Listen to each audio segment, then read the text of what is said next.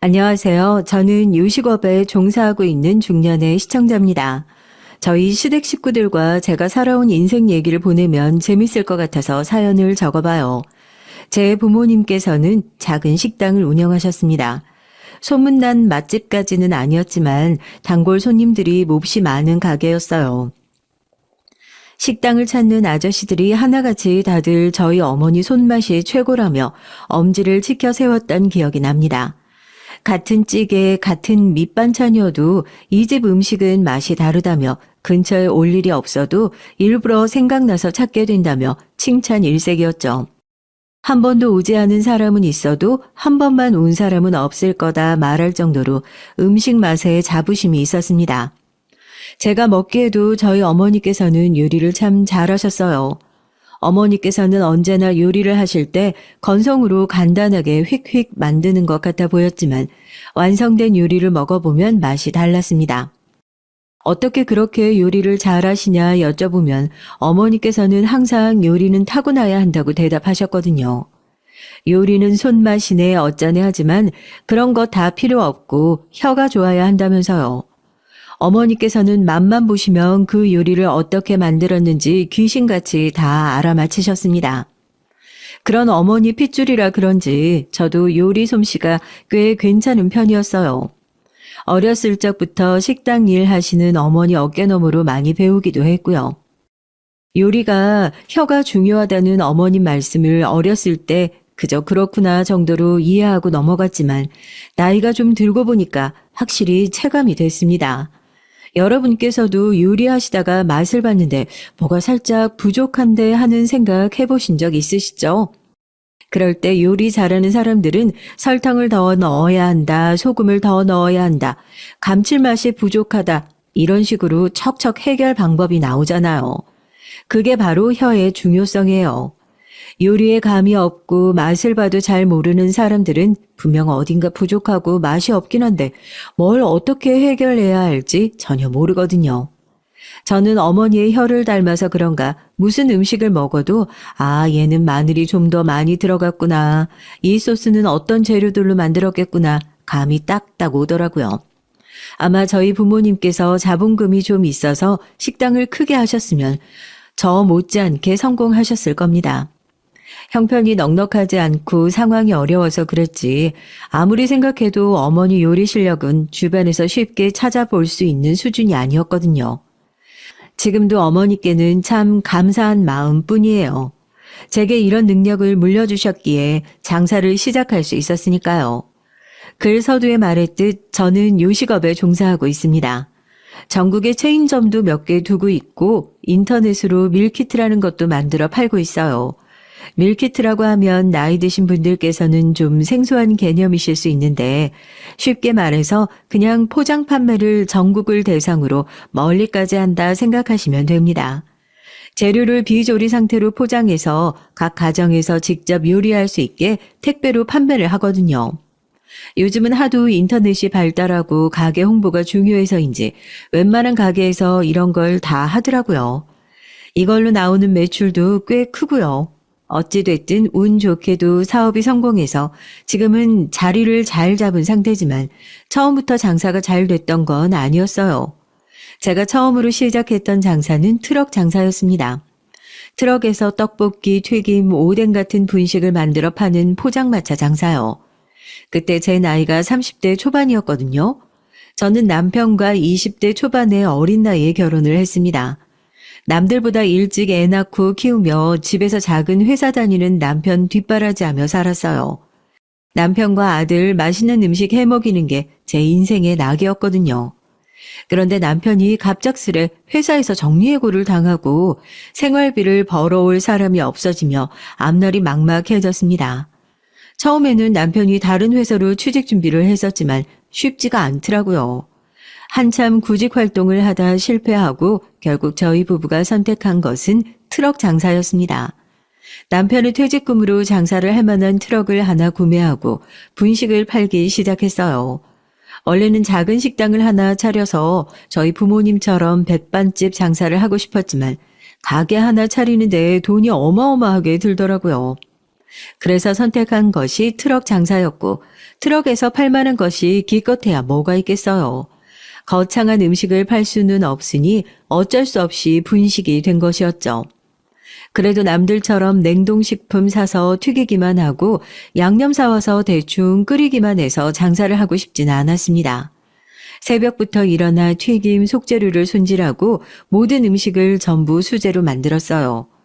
남편은 이런 거 누가 알아준다고 이렇게 고생을 사서 하냐 말했지만 저는 그런 남편에게 원래 장사는 이렇게 해야 하는 거다. 이렇게 하나하나 정성 들여 하다 보면 어느 순간 손님들이 알아보고 찾아주시는 거다 말했습니다. 어렸을 적부터 저희 어머니께서 그렇게 장사하시는 모습을 보고 자랐거든요. 부모님께서는 작은 밑반찬 하나 사오는 법 없이 하나부터 열까지 다 직접 만드셨어요. 가끔 보면 왜 저렇게까지 하나 싶을 정도로 고집스러웠지만 그게 부모님의 장사 철학이었습니다. 떡볶이 양념도 몇 번을 시도하고 실패하며 최상의 배합과 비법 재료를 넣어 제가 만들 수 있는 가장 최선의 맛으로 항상 찾아주시는 손님들께 실망을 끼쳐드리지 않기 위해 일정한 맛을 유지하기 위해 노력했어요. 처음에는 동네 꼬마들이 주된 손님들이었지만 입소문이 났는지 날이 갈수록 손님들이 늘어갔습니다. 바쁜 시간대에는 줄을 서서 음식을 사갈 정도로 장사가 잘 됐죠. 몇 시에 문을 여냐, 매일매일 여는 거냐, 트럭 장사하는 시간을 묻는 사람도 많아졌고 처음에는 아침 9시부터 저녁 9시 정도까지 12시간여만 하던 장사 시간을 늘려 거의 하루 종일 음식을 팔았어요. 비가 오나 눈이 오나 몸이 안 좋다 핑계대지 않고 장사를 했습니다.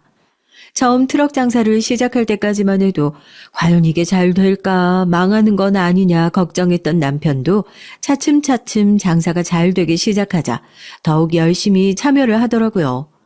그렇게 고생고생해서 모은 돈으로 작은 가게를 하나 냈습니다. 남편은 제게 원래 백반집 같이 제대로 된 요리하는 식당을 하고 싶다고 하지 않았냐고. 당신 요리 실력 하나는 내가 보증하니까 이왕 가게 여는 거 분식집 말고 찌개집 같은 식당을 열어보는 게 어떠냐고 물었었죠. 하지만 저는 고개를 가로저었습니다. 한번 시작한 분식 끝장을 보겠다고요.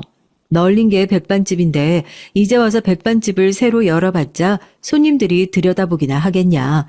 그에 비해 우리 분식 트럭은 어땠냐. 멀리서부터 찾아주시는 손님들이 얼마나 많이 계셨냐. 가게 연다고 하니까 위치 물어보고 시간 내서 꼭 찾아오시겠다 해주시는 분들도 많았다. 그런데 갑자기 백반집이라니 얼토당토 않은 소리다. 떡볶이랑 튀김이 대단한 요리는 아니지만 난 우리 음식에 자부심이 있다. 그렇게 분식집이 문을 열었고 감사하게도 가게 시작부터 많은 손님들이 찾아주셨습니다. 맛집 프로그램 같은 곳에도 몇 번 소개되고 어디서 소문이 났는지 전국 각지의 손님들이 몰려드는 탓에 가게 확장도 한번 하고 근처에 2호점도 열게 됐어요. 제 음식에 자부심이 있다 생각하긴 했지만 솔직히 좀 얼떨떨하기는 했거든요. 떡볶이랑 튀김, 김밥 같은 분식이 맛있다고 해서 엄청나게 특출난 맛을 내기는 어렵잖아요. 아마 멀리서부터 찾아주시는 분들은 맛 하나만 보고 오시는 것이 아니라 가성비와 우리 가게만의 특별한 무언가를 기대하고 찾아주시는 것이라 생각했습니다. 그럴수록 더 초심을 잃지 않고 기본에 충실하며 항상 제대로 된 음식을 내어드리기 위해 노력했어요. 재료에 돈 아끼지 않고 양 줄이지 않고 재활용하지 않고 기본적인 것이지만 속이려고 하면 속일 수 있는 것들, 저 스스로에게 거짓말하지 않고 장사 철칙을 지키며 눈코뜰 새 없이 바쁘게 일했습니다. 그렇게 일하다 보니 2호점, 3호점을 넘어 전국에 체인점을 내게 됐고 이제는 꽤나 유명한 분식 업체가 됐죠. 지금은 몸이 예전 같지도 않고 가게 운영뿐만 아니라 체인점 관리 등 사업적으로 처리할 일들이 생기다 보니 매일같이 새벽부터 나가 음식 준비를 직접 하진 않았지만 그래도 일주일에 2-3번은 꼭 가게에 나가 직접 분위기를 살피고 음식 점검도 하고 가게 운영에 최선을 다하고 있습니다. 규모가 커진 만큼 당연히 트럭 장사하던 때와는 비교도 되지 않을 만큼 돈을 벌어들이고 있어요. 남편은 지금도 가끔씩 그때 당신이 트럭 장사를 하자는 말을 안 했으면 어쩔 뻔했냐며 내가 무슨 복이 있어 당신 같은 마누라를 만났는지 모르겠다고 고마워합니다. 남편 혼자 회사 다니며 돈 벌어오고 저는 집에서 한두 푼 아끼며 살림하던 때를 생각하면 정말 개천에서 용난격이죠. 양가 부모님께서도 용돈 쥐꼬리만큼 챙겨드리다가 지금은 생일이며 명절이며 몇백만 원씩 턱턱 쥐어드리고 가지고 싶은 것이 있으시다 하면 편하게 구매하시라 카드를 쥐어드릴 정도로 형편이 넉넉해졌습니다. 처음 트럭 장사를 시작할 때만 해도 반신반의하시며 영 미덥잖아 하셨는데 참 사람 일 모르는 거죠. 특히 시부모님들께서는 더욱더 장사를 반대하셨거든요. 그냥 다른 회사 찾아서 입사하면 되지 왜 젊은 나이에 본인 아들을 데리고 사서 고생을 하려 하냐 구박하기도 하셨고요. 시부모님 얘기가 나온 김에 본격적으로 시댁 식구들 얘기를 좀 해볼게요. 남편에게는 남동생 둘이 있는데 별 볼 일 없는 작은 회사에 다니던 남편과 다르게 남동생 둘은 다 의사에 변호사에 걸출한 인재들이었습니다. 그래도 마냥 못난 형이라고 말할 수는 없는 게 남편이 어릴 적부터 동생들 뒷바라지를 하느라 고생 많이 했거든요. 시부모님께서는 시골에서 농사를 짓는 분들이셨고 남편은 중학교 졸업 후 고등학교도 들어가지 않고 바로 공장에 들어가 돈을 벌었습니다. 그러면서 부모님 농사도 돕고 동생들도 돌보고 그 시절 마지들이 대부분 그렇듯 본인 꿈을 펼치기보다는 가족들을 위해 희생을 한 거죠. 그런 남편 덕분에 남동생들은 돈 걱정 없이 공부에만 집중할 수 있었고 둘 다 서울로 대학을 들어가 번듯한 직장을 가질 수 있게 된 것이었어요. 아마 남편에게도 마음 편하게 공부할 수 있는 기회가 주어졌다면 서방님들 못지않게 공부를 잘 했을 거예요. 저희 남편이 서방님들에 비해 학력이나 조건은 좀 딸려도 인성은 비교가 안 되는 수준입니다. 솔직히 저 같으면 본인들 뒷바라지 해주느라 젊을 적부터 뼈 빠지게 고생한 형에게 미안하고 고마워서 성공한 후에 하나라도 더 챙겨주려 할 텐데 서방님들은 정말 아나무인이 따로 없었죠. 남편이 회사에서 잘렸을 때도 역시 못 배워서 능력이 없어서 그런 거라며 핀잔을 줬고 그렇다고 경제적으로 도움을 주기라도 했냐? 그것도 아니었습니다. 그렇게 돈 잘 벌고 잘난 사람들이라면 어려움에 처한 형에게 작은 도움의 손길이라도 내밀어 줄 수 있는 거잖아요. 장사 시작할 때도 역시 배운 게 없어서 할 수 있는 게 장사 같은 천한 일뿐이라며 사람 면전에 대고 무안을 주질 않나 쪽팔려서 어디 가서 형이 있다고 말도 못한다며 농담 아닌 농담을 하는데 정말 못 들어줄 정도였습니다. 참다 못해 서방님들 그러시는 거 아니다. 지금 그렇게 일 잘 풀리고 잘 사는 거 솔직히 우리 남편 덕이 크지 않냐. 고마워하지는 못하더라도 최소한 그런 식으로 사람 무시하는 말은 삼가야 하는 거 아니냐고 따지고 들자 적반하장으로 화를 내며 본인 능력이 없어서 우리 뒷바라지 한 거면서 왜 생색이냐. 이제 와서 옛날 얘기를 왜 꺼내냐. 언성을 높였습니다. 시부모님께서도 남편 고생한 건 알지만 지금 와서는 서방님들이 용돈도 더 잘 챙겨드리고 사회적으로 성공해서 주변에 자랑하기도 좋으니 은근슬쩍 서방님들 말이 맞다는 식으로 편을 드셨어요. 장사를 시작할 때부터 그렇게 사람 무시하고 핀잔을 주더니 본격적으로 트럭을 몰고 다니며 분식을 팔기 시작하자 시댁 식구들의 시선은 더욱더 곱지 않아졌습니다. 장사가 처음부터 잘 된 건 아니었으니 기껏 새벽부터 일어나 재료를 다 준비해 놓고 팔지 못해 버릴 때도 있었어요. 한 푼 한 푼이 아까운 상황에 재료가 몹시 아깝기는 했지만 내가 못 먹는 것은 손님들에게도 팔 수 없다고 생각하며 스스로에게 부끄러울 만한 짓은 하지 않았습니다. 그 과정에서 남편과 싸우기도 참 많이 싸웠습니다. 괜히 퇴직금만 땅바닥에 가져다 버리고 있는 것 아니냐. 이럴 시간에 다른 회사에 취업을 준비해야 하는 것이 아니냐. 이제라도 장사 접자 매일같이 우울하고 부정적인 얘기였고 시부모님과 서방님들도 마찬가지였습니다. 거봐라 그럴 줄 알았다. 무슨 장사 같은 걸 한다고 설치냐. 배운 게 없으니 몸이 고생한다며 매사에 사람을 무시했어요. 아까 남편이 중졸이라고 얘기했는데 저도 학력이 짧습니다. 고등학교를 졸업하고 바로 일을 하다 남편을 만나 결혼한 거거든요. 애초에 공부에 큰 뜻이 없었고 대학에 갈 만한 형편도 아니었어요. 저는 지금도 제가 고졸인 것이 부끄럽지 않고 어디 가서도 숨기지 않고 당당하게 말합니다. 고졸이어도 살면서 불편한 것 하나 없고 오히려 대학 나온 사람들보다도 돈 잘 벌고 잘만 삽니다. 고졸이라는 사실이 왜 부끄럽고 숨겨야 할 일인지 모르겠어요. 그렇지만 시댁 식구들에게는 그게 아니던 모양이었어요. 무슨 일만 생기면 역시 배운 게 없어서 그렇다며 사람을 개무시했으니까요. 큰 동서는 대학 교수였습니다. 큰 서방님과 선자리에서 만난 사이였고 집안도 잘 살고 유학도 다녀온 가방끈이 긴 여자였죠.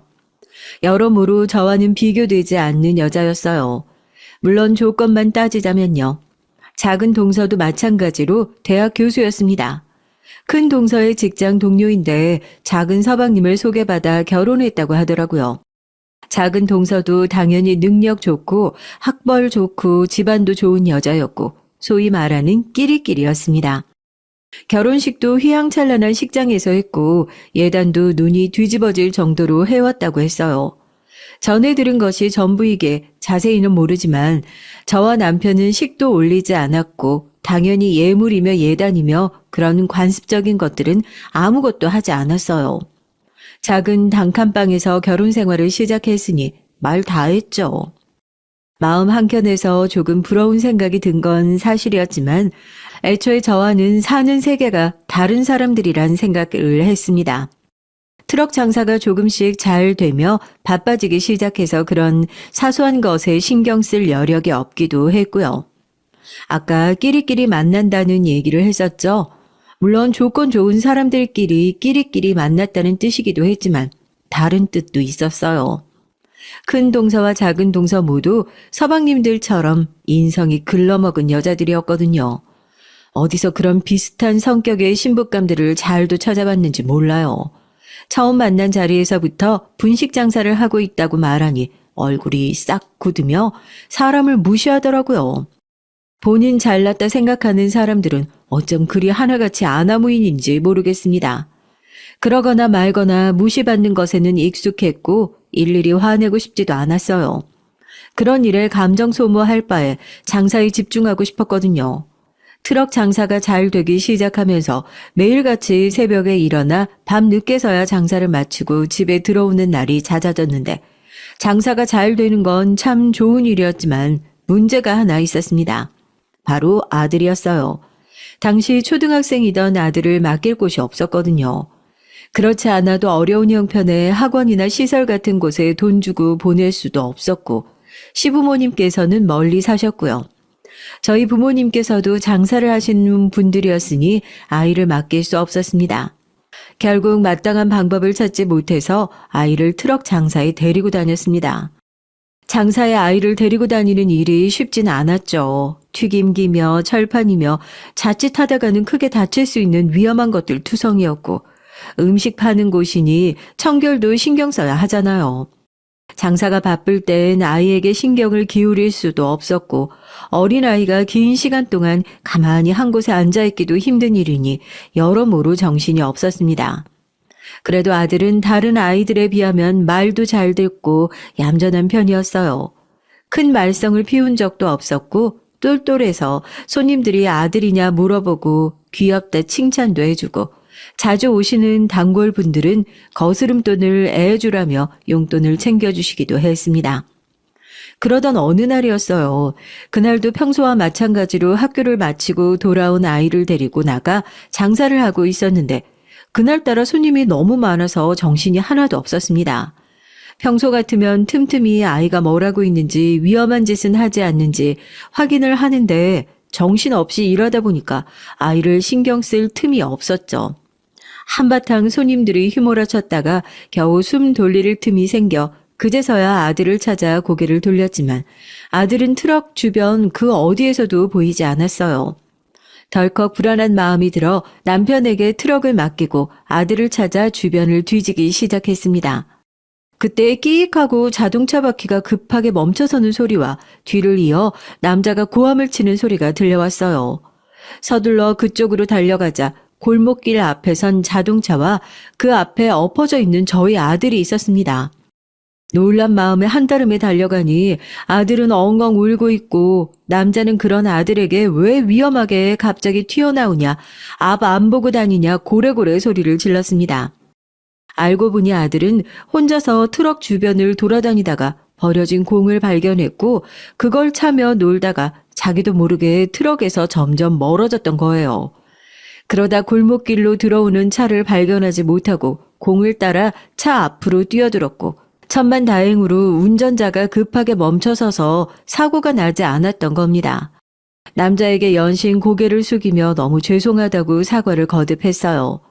한참을 불같이 화를 내던 남자는 조금 진정이 됐는지 애 교육 똑바로 시키라며 한마디를 남기곤 사라져버리고 아들은 엄마 미안해 하며 엉엉 우는데 마음이 너무 아팠습니다. 이 조그만 아이가 무슨 잘못이라고 못난 부모 만나 이런 일을 겪어야 할까 싶었어요. 그 일이 있고 나서 저와 남편은 고민에 빠졌습니다.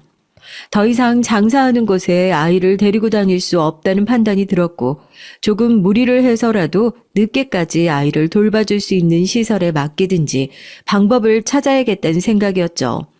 그런데 때마침 시부모님께서 집을 정리하시고 근처로 이사를 오신다는 소식이 들려왔어요. 갑자기 왜 이사를 하시냐 했더니 서방님들이 집을 마련해 드렸다는 겁니다. 생활비 다 드릴 테니 근처로 이사를 오시라고 했다는 말에 짐작 가는 바가 있었어요. 겉으로는 그동안 고생 많이 하셨으니 농사 정리하시고 근처로 이사 오시라. 저희가 생활비도 다 드리고 이제 편하게 모시겠다는 식이었지만 속셈이 있어 보였습니다. 애 봐달라고 부른 거 아니야? 동서들 둘 다 얼마 전에 애 낳았잖아. 동서 둘은 비슷한 시기에 임신했고 비슷한 시기에 출산을 했어요.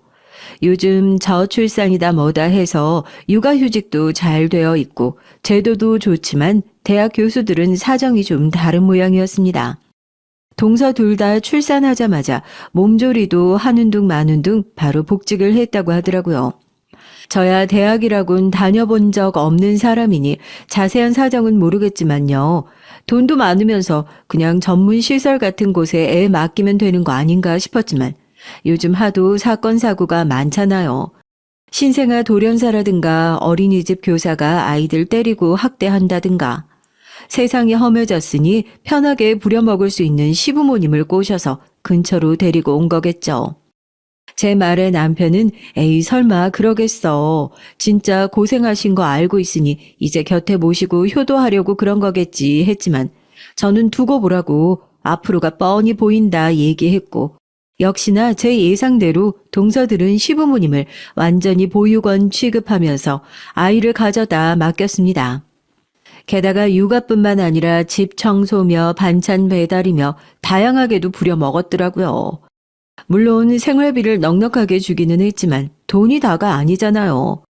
그런 동서들의 모습을 보며 기가 차긴 했지만 한편으로는 시부모님께 저희 아들도 부탁드리면 안 될까 하는 생각이 들기는 했습니다. 저희 아들은 초등학생에다 얌전한 편이고 특별히 돌봐주실 필요 없이 그저 사고 안 치나 아픈 곳 없나 곁에서 살펴봐 주시는 정도로 충분했으니까요. 어차피 하루 종일 집에 계시는데 크게 어려울 일은 아니지 않을까 싶었고 거리도 가까워졌으니 남편과 고민하다가 조심스레 얘기를 꺼냈습니다. 저 어머니 요즘 고생하시는 거 알고 있는데 혹시 부탁 하나만 드려도 될까요? 저희가 하루 종일 장사를 하다 보니까 아들 맡길 곳이 마땅치 않아서요. 얼마 전에는 장사하는 곳에 데리고 갔다가 크게 사고 날 뻔했고 아이가 얌전해요. 사고도 안 치고요. 제가 학교 끝나면 어머님 댁에 데리고 갔다가 장사 끝나면 데리러 갈게요. 그냥 가끔씩 살피기만 해주세요. 혼자서도 잘 놀 거예요. 그러나 시어머니께서는 제 부탁에 몹시 화를 내셨어요. 이젠 너까지 나를 애 봐주는 사람 취급하냐면서요. 얘, 내가 무슨 애 봐주는 사람인 줄 아냐? 안 그래도 고생스러워 죽겠는데 여기서 애를 하나 더 보라고? 네 동서들이야 바깥에서 중요한 일 한다고 치고 그러고 넘어가겠는데 너는 뭐니? 기껏해야 트럭에서 떡볶이 팔고 튀김 팔면서 뭐가 그리 잘났다고 시부모를 부려먹어. 애 봐주면 줄 돈은 있니? 그래도 네 동서들은 생활비는 꼬박꼬박 통장에 잘 넣어주더라. 사람이 양심이 있어야지 말이야. 다시는 그딴 소리 나한테 꺼내지도 마라. 결국 그렇게 저희는 아들을 친정 부모님께 맡기게 됐습니다. 부모님께서도 장사하시느라 바쁘셨지만 적어도 아이를 가게에 데리고 있어 주실 수는 있었으니까요. 아들은 친정 부모님이 하시는 가게 한 구석에 앉아 혼자서 책도 읽고 숙제도 하며 시간을 보냈습니다. 그래서 그런지 아들은 철도 일찍 들고 어렸을 적부터 제게 투정 한번 부려본 적이 없었어요. 그런 아들의 애어른 같은 모습을 보면 너무나 미안한 마음뿐이었죠. 미안한 것은 아들뿐만이 아니라 부모님께서도 마찬가지였고요. 부모님께서도 장사하시느라 바쁘신데 이런 부탁까지 하게 돼서 너무나 죄송스러웠습니다. 용돈도 한번 제대로 드린 적 없고 효도 한번 제대로 한 적 없는데 못난 딸이 된 것 같아 참 서러운 마음이었어요. 그래도 트럭 장사를 접고 가게를 열고 나서는 사정이 조금 더 나았습니다. 아들도 중학교에 들어가 혼자서 집을 볼 수 있는 나이가 됐고 가게 일로 바쁜 저와 남편을 대신해 집에서 혼자 밥도 차려 먹고 빨래도 해놓고 청소기도 돌리고 집안일을 해놓더라고요. 보통 그 나이대에 부모가 분식집을 한다면 부끄러워하거나 바쁜 부모를 원망하고 비뚤어질 수도 있는데 저희 아들은 그 흔한 사춘기 한 번 없이 언제나 바른 아이로 자라줬습니다. 쓰다 보니 아들 자랑을 너무 많이 한 것 같은데 그만큼 아들에게 고마운 마음이 커요. 그 흔하다는 사교육 한번 시켜준 적이 없는데도 공부도 잘하고 지금도 제 곁에서 큰 힘이 되어주고 있거든요. 가게를 열었다는 소식에 시댁 식구들은 드디어 그 구질구질한 트럭 장사를 접었냐면서 그래도 장사가 좀 되기는 했나 보네 하더라고요. 어떤 가게냐 물어보길래 그냥 작은 분식집이라 대답했더니 역시나 그럼 그렇지 하는 표정이었습니다. 서방님들은 대놓고 사람을 무시했다면 동서들은 은근슬쩍 기분 나쁘게 사람을 무시했어요. 분식집이 뭐 어때서요? 저도 가끔은 떡볶이 먹고 싶더라고요. 가끔 불량식품이 땡기기도 하니까요. 그래도 우리 애들 먹이기는 좀 그렇죠. 뭐 더럽다 격 떨어진다 생각하는 건 아니고 몸에 안 좋잖아요. 기분 나쁘신 건 아니죠? 형님 요리 잘하신다 들었는데 겨우 분식집 같은 걸 하셔서 아쉽네요. 참 이래서 사람이 돈이 없으면 아쉬운 일이 많다니까요. 그래도 뭐 트럭 장사 하던 시절보다 낫잖아요. 장사도 좀 잘 돼서 형편이 조금이나마 나아져야 할 텐데. 그래봤자 뭐 애기들 코 묻은 돈이겠지만요. 누가 봐도 진심으로 저를 위해서 해주는 말이 아니라 사람 기분 나쁘라고 돌려하는 말투였습니다. 그렇지만 저는 굳이 열을 내며 대꾸를 해주지는 않았어요. 축하해주길 바라진 않아도 좋은 반응을 기대하지도 않았거든요. 동서들은 이것 외에도 제 속을 긁는 행동들을 골라 했습니다. 동서와 서방님들은 가족 모임 자리에서 이상하게 영어를 많이 쓴다든가 제가 알아듣기 어려운 용어들을 사용하며 얘기를 했죠. 처음에는 제 자격지심이라고 생각했는데 듣다 보니까 이상한 점이 많더라고요. 같은 일이 자꾸 반복되니 명백한 고의라고 느껴졌습니다. 일부러 저와 남편이 모를 만한 얘기를 꺼내 저희를 비웃으며 자기들끼리 낄낄대는 거였어요. 본인들 배운 거 많고 가진 거 많은 거 알겠는데 많이 배울수록 더 예의 있고 품위 있는 사람이 되어야 하는 거 아닌가요? 어떻게 고졸인 저와 중졸인 남편보다 사람이 더 치졸하고 못나 보일 수 있는지 모르겠습니다. 자꾸 혀를 굴리면서 되지도 않는 영어를 쓰길래 멀쩡한 한글 두고 왜 영어를 쓰냐, 한국 사람이 한국말을 써야지 하니까 동서들은 무슨 그런 무식한 소리를 다 하냐는 듯 혀를 찼습니다. 혹시 알아듣기 어려우셨냐, 앞으로 형님 앞에서는 조심하겠다 답하는데 속이 펄펄 끓더라고요. 게다가 동서들은 저희 부부에게만 이런 식으로 무리하게 구는 것이 아니라 시부모님께도 마찬가지였습니다. 어머니, 앞으로 저희 애들이랑 계실 때는 영어 좀 많이 섞어서 사용해 주세요. 아시겠죠? 원래 조기 교육이 중요하잖아요. 어릴 때부터 영어에 친숙하게 하려고요. 제가 책 한 권 사드릴 테니까 이 기회에 영어 공부 좀 하세요. 원래 공부는 늙어 죽을 때까지 끝이 없는 법이라고 하잖아요. 시부모님께 영어라니, 그게 무슨 당치도 않은 소린가요? 안 그래도 애 봐주느라 허리가 휠 지경인 어머님께 영어책을 던져주며 되지도 않는 ABC를 외우게 하고 있으니 시부모님께서도 더 이상은 견디기 힘들어 보였습니다. 아무리 생활비를 많이 준다고 하더라도 동서들은 시부모님에 대한 존중도 전혀 없고 아랫사람 부리듯 부려먹기만 하니 결국 시어머니께서도 참지 못하고 동서들을 앉혀놓고 한 소리 하셨어요. 내가 지금까지는 너네 밖에 나가서 중요한 일 하고 바쁘다니 별말 안 하고 애들 다 봐줬다. 근데 내가 무슨 너희 밑에서 돈 받고 애 봐주는 사람인 줄 아니? 나 더 이상은 못 참겠다. 영어고 뭐고 도저히 못하겠으니까 이래라 저래라 시킬 거면 그냥 딴 사람 알아봐라. 더 이상 애들 못 본다. 시어머니 말씀에 동서들은 몹시 기분 나빠하며 손주 보시는 일이 그렇게 힘드시면 진작 말을 하시지 그랬냐. 생활비 꼬박꼬박 잘 타시고 생일이며 명절이며 용돈이랑 선물 잘만 받아가시길래 별 불만 없으신 줄 알았다며 그럼 이제 애들 다른 사람한테 맡기겠다. 그렇지 않아도 영어 잘하는 도우미를 붙여줄 참이었다며 대신 이제 애들 안 보시니까 생활비는 필요 없으시죠 하고 생활비를 뚝 끊어버렸어요. 결국 시부모님 생활비는 저희 몫이 됐습니다. 시어머니께서는 내가 겨우 이런 꼴을 보려고 평생 해온 농사 접고 고향 떠나왔냐며 신세한탄을 하시더라고요. 오랫동안 가정부 같이 애 봐주고 반찬에다 나르고 집 청소해주다가 겨우 한마디 했다고 헌신짝 버리듯 이렇게 팽당할 수 있는 거냐면서요. 너희한텐 정말 미안하다. 그동안 내가 너무했지. 내가 돈에 눈이 멀었나 보다. 어렸을 적부터 큰애가 정말 고생 많이 했는데 그걸 왜 당연하다고만 생각했었는지. 이제 와서 사과한다고 마음이 풀리진 않겠지만은 앞으로라도 잘 지냈으면 좋겠구나. 시어머니의 말씀처럼 이제 와서 사과하신다고 한들 그간 쌓여온 서름이 한순간에 풀리진 않았죠. 게다가 상황이 이렇게 되니 어쩔 수 없이 사과하신다는 생각이 들기도 했고요. 만약 동서들이 이런 식으로 시부모님을 푸대접하지 않았더라면 계속해서 저희를 무시하셨을 거라는 생각이 들었습니다. 그렇지만 뭐 어쩌겠어요. 아무리 미워도 남편 부모님이라는 사실은 변하지 않잖아요. 남편을 낳아주시고 키워주신 분들인데 생활비가 없어 쩔쩔매는 모습을 못 본 척할 수도 없었고 다행히도 그쯤부터 장사가 잘 풀리기 시작해 2호점도 내고 여유가 생겨 문제없이 생활비를 보내드릴 수 있었습니다.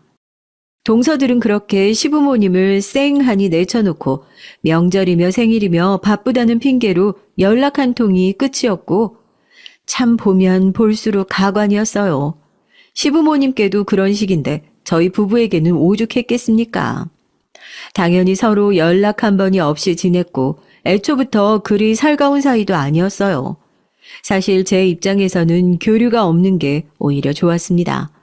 좋게 생각해 보자면 동서들 덕에 이제라도 시부모님께 그동안 무시당했던 것들을 사과받고 나름대로 사이가 잘 풀렸으니 그건 다행이었죠. 그동안 무시받고 눈칫밥 먹으면서도 부모 자식 사이에 연을 끊을 수 없었으니 꼬박꼬박 시댁 찾아가느라 고역이었는데 이제 시부모님 챙기는 사람들이 저희밖에 없게 됐으니 마음은 편했습니다. 장사는 날이 갈수록 잘 풀려갔고 체인점도 내고 아까 말했던 인터넷 장사도 시작하게 됐어요. 인터넷 장사를 시작하게 된 데에는 아들의 도움이 컸습니다. 아들이 제게 먼저 요즘 밀키트라는 게 유행인데 우리 가게도 해보는 게 어떻겠냐 물어봤거든요. 처음에는 밀키트라는 개념이 생소하기도 하고 체인점 관리하는 것으로도 힘들어서 부정적인 입장이었는데 조금 알아보니 그냥 배달 판매 같은 것이더라고요. 물론 시작하는 게 그리 쉬운 일은 아니었지만 자리 잡고 나니 거의 매장 판매량만큼 매출이 잘 나왔습니다. 그렇게 안팎으로 돈을 벌어대니 통장에 쌓이는 돈이 상상 초월이었어요. 남들은 돈 벌면 주식하고 여기저기 투자해서 돈을 굴린다고 하는데 저희는 그런 거 모르고 무식하게 장사만 해왔으니 그냥 돈이 벌리는 대로 건물만 샀습니다. 부동산도 잘 몰라서 비싸고 가격도 잘 안 떨어질 것 같은 강남에 상가 건물을 샀어요. 처음 건물 계약서를 쓸 때 참 기분이 이상하더라고요. 내가 진짜 이 건물 주인이라고 싶은 기분이었죠. 처음 트럭 장사 시작할 때 생각도 많이 났고요. 그렇게 건물이 세 채가 됐고 건물에서 나오는 월세만 해도 가게 여러 개 매출과 비슷할 정도입니다. 지금도 통장에 찍혀 있는 금액을 보면 얼떨떨해요. 돈은 아무리 벌어도 적응이 안 되더라고요. 시부모님께서는 가게가 잘 되고 있다는 사실은 아셨지만 이 정도로 성공했다는 사실은 모르셨습니다. 일부러 말씀드리지 않았거든요. 성공해서 돈이 많다는 사실을 알려드려봤자 사이가 나빠질 일만 생긴다고 생각했습니다. 용돈을 올려달라, 뭘 사달라, 어째라. 그냥 이대로가 좋다고 생각하고 이사를 간 일도 차를 바꾼 일도 전부 다 말씀드리지 않았어요. 시부모님께는 모든 것을 비밀로 했지만 친부모님께는 이 모든 과정을 다 말씀드렸습니다. 용돈도 드리고 집도 사드리고 모시고 좋은 곳에 가서 식사도 하고요. 부모님께서는 한사코 거절하셨지만 저는 예전부터 꼭 부모님께 집을 사드리고 싶었거든요. 부모님 가게 주변은 땅값이 비싼 번화가라 집을 사기 어려워서 멀리서부터 출퇴근을 하셨거든요.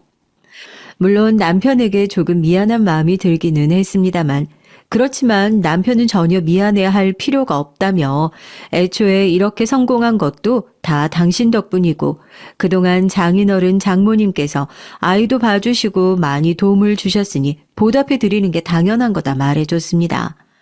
그래도 세상에 영원한 비밀은 없다고 시부모님께서도 저희가 돈방석에 올랐다는 사실을 얼마 지나지 않아 알게 되셨어요. 시어머니 친구분께서 시골에서 장을 담궈 보내주셨는데 그걸 저희와 나눠 드시기 위해 예전에 살던 집으로 말없이 택배를 보내신 거죠. 택배는 반송되어 돌아왔고 의아하게 생각하신 시어머니께서 이사했냐 물으시는 말에 아들이 아무 생각 없이 지금 살고 있는 고급 아파트 주소를 불러드린 겁니다. 결국 시부모님께 자초지종을 설명하고 강남에 건물만 세 채가 있다. 저희도 이렇게까지 성공할 줄은 몰랐다고 말씀드리니 시부모님께서도 몹시 놀라신 눈치였어요. 사람이 뭐든 한 우물을 파면 성공하는 법이라고. 그나가 너를 처음 봤을 때부터 뭐라도 할 애인 줄은 알았다. 너희가 뭘 걱정해서 우리한테 그 사실을 숨겼는지 알겠는데. 근데 우리 너희한테 손 안 벌린다. 그런 일 겪어보니 알겠더라. 사람이 돈이야 다가 아니라는 거를. 지금처럼 자주 얼굴 보고 밥 먹고 안부 주고받는 걸로 충분하다. 본인들에게 성공한 사실을 숨긴 것에 대해 몹시 섭섭해하시고 노하실 줄 알았는데 솔직히 조금 의외인 반응이었어요. 동서들과 그런 일들을 겪으면서 정말 많이 변하시긴 했구나 싶었습니다. 그렇게 그 뒤로 예전과 크게 달라진 것 없이 평화로운 일상을 보냈죠. 물론 시부모님께서 요구하시진 않으셨어도 용돈은 넉넉하게 드렸습니다. 그러던 어느 날 큰 동서에게서 아주 오랜만에 연락이 왔어요. 얼마 후면 시어머니 생신인데 오랜만에 가족 다 같이 모여서 식사를 하면 좋겠다고요. 그동안 생신이고 뭐고 나 몰라라 연락 한 통 없더니 이제 와서 갑자기 무슨 식사인가 싶었지만 일단 알겠다고 대답했어요. 장소는 고급 일식당이었고 아들 남편과 함께 약속 장소로 향했습니다. 사실 저는 평소에 그렇게 회를 좋아하질 않아요. 옛날에 날것을 먹고 크게 체한 적이 있었거든요. 저희 남편도 저와 마찬가지로 날것을 그닥 좋아하지 않고 부모 입맛 탓인지 저희 아들도 날것을 잘 못 먹습니다. 돈은 많이 벌었어도 저와 남편은 여전히 고급 식당보다는 동네 가게에서 먹는 삼겹살에 소주가 제일 좋더라고요. 그래서 뭐 여러모로 고급 일식당은 그리 달가운 장소가 아니었지만 본인들이 불렀으니 본인들이 사겠지 싶어서 크게 토를 달지 않고 나갔습니다. 잘 지내셨어요? 그간 너무 바빠서 저희가 연락을 못 드렸네요. 생신 축하드려요, 어머님. 오랜만에 만난 동서들은 뻔뻔하게도 살랑살랑 웃으며 시어머니 비위를 맞추더라고요. 딱 봐도 분명 뭔가 검은 속내가 있구나 싶었습니다. 역시나 식사가 조금 진행되니 근황 얘기를 하던 큰 동서가 본론을 꺼냈어요. 본인들이 이번 명절에 부부 동반으로 해외여행을 가는데 아이를 데리고 가기가 좀 어려운 장소라 어차피 명절에 집에만 계실 테니 애들 좀 봐달라면서요. 그러면서 봉투에 용돈을 넣어가지고 내미는데 참 보면서도 어이가 없더라고요. 시어머니께서는 당연히 표정이 굳어지셨고 시아버지도 기분이 상하신 듯 헛기침을 하셨습니다.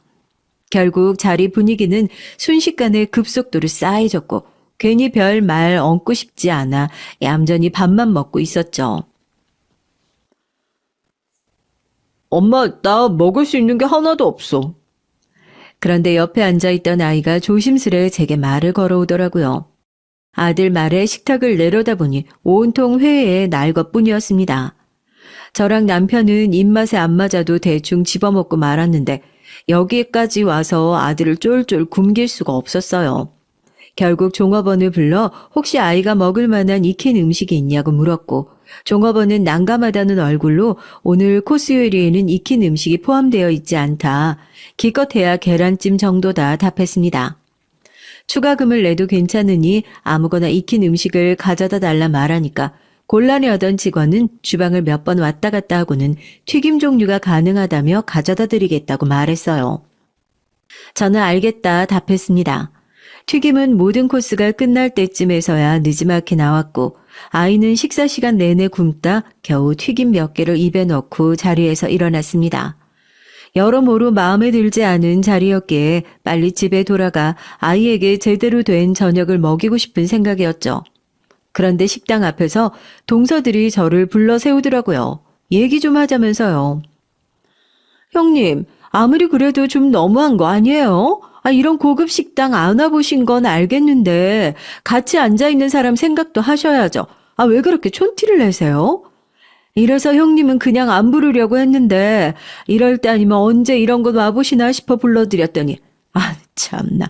원래 이런 이 식당에서는 다 고급 요리만 파는 거예요. 여기까지 와서 구질구질하게 튀김을 먹어야겠어요?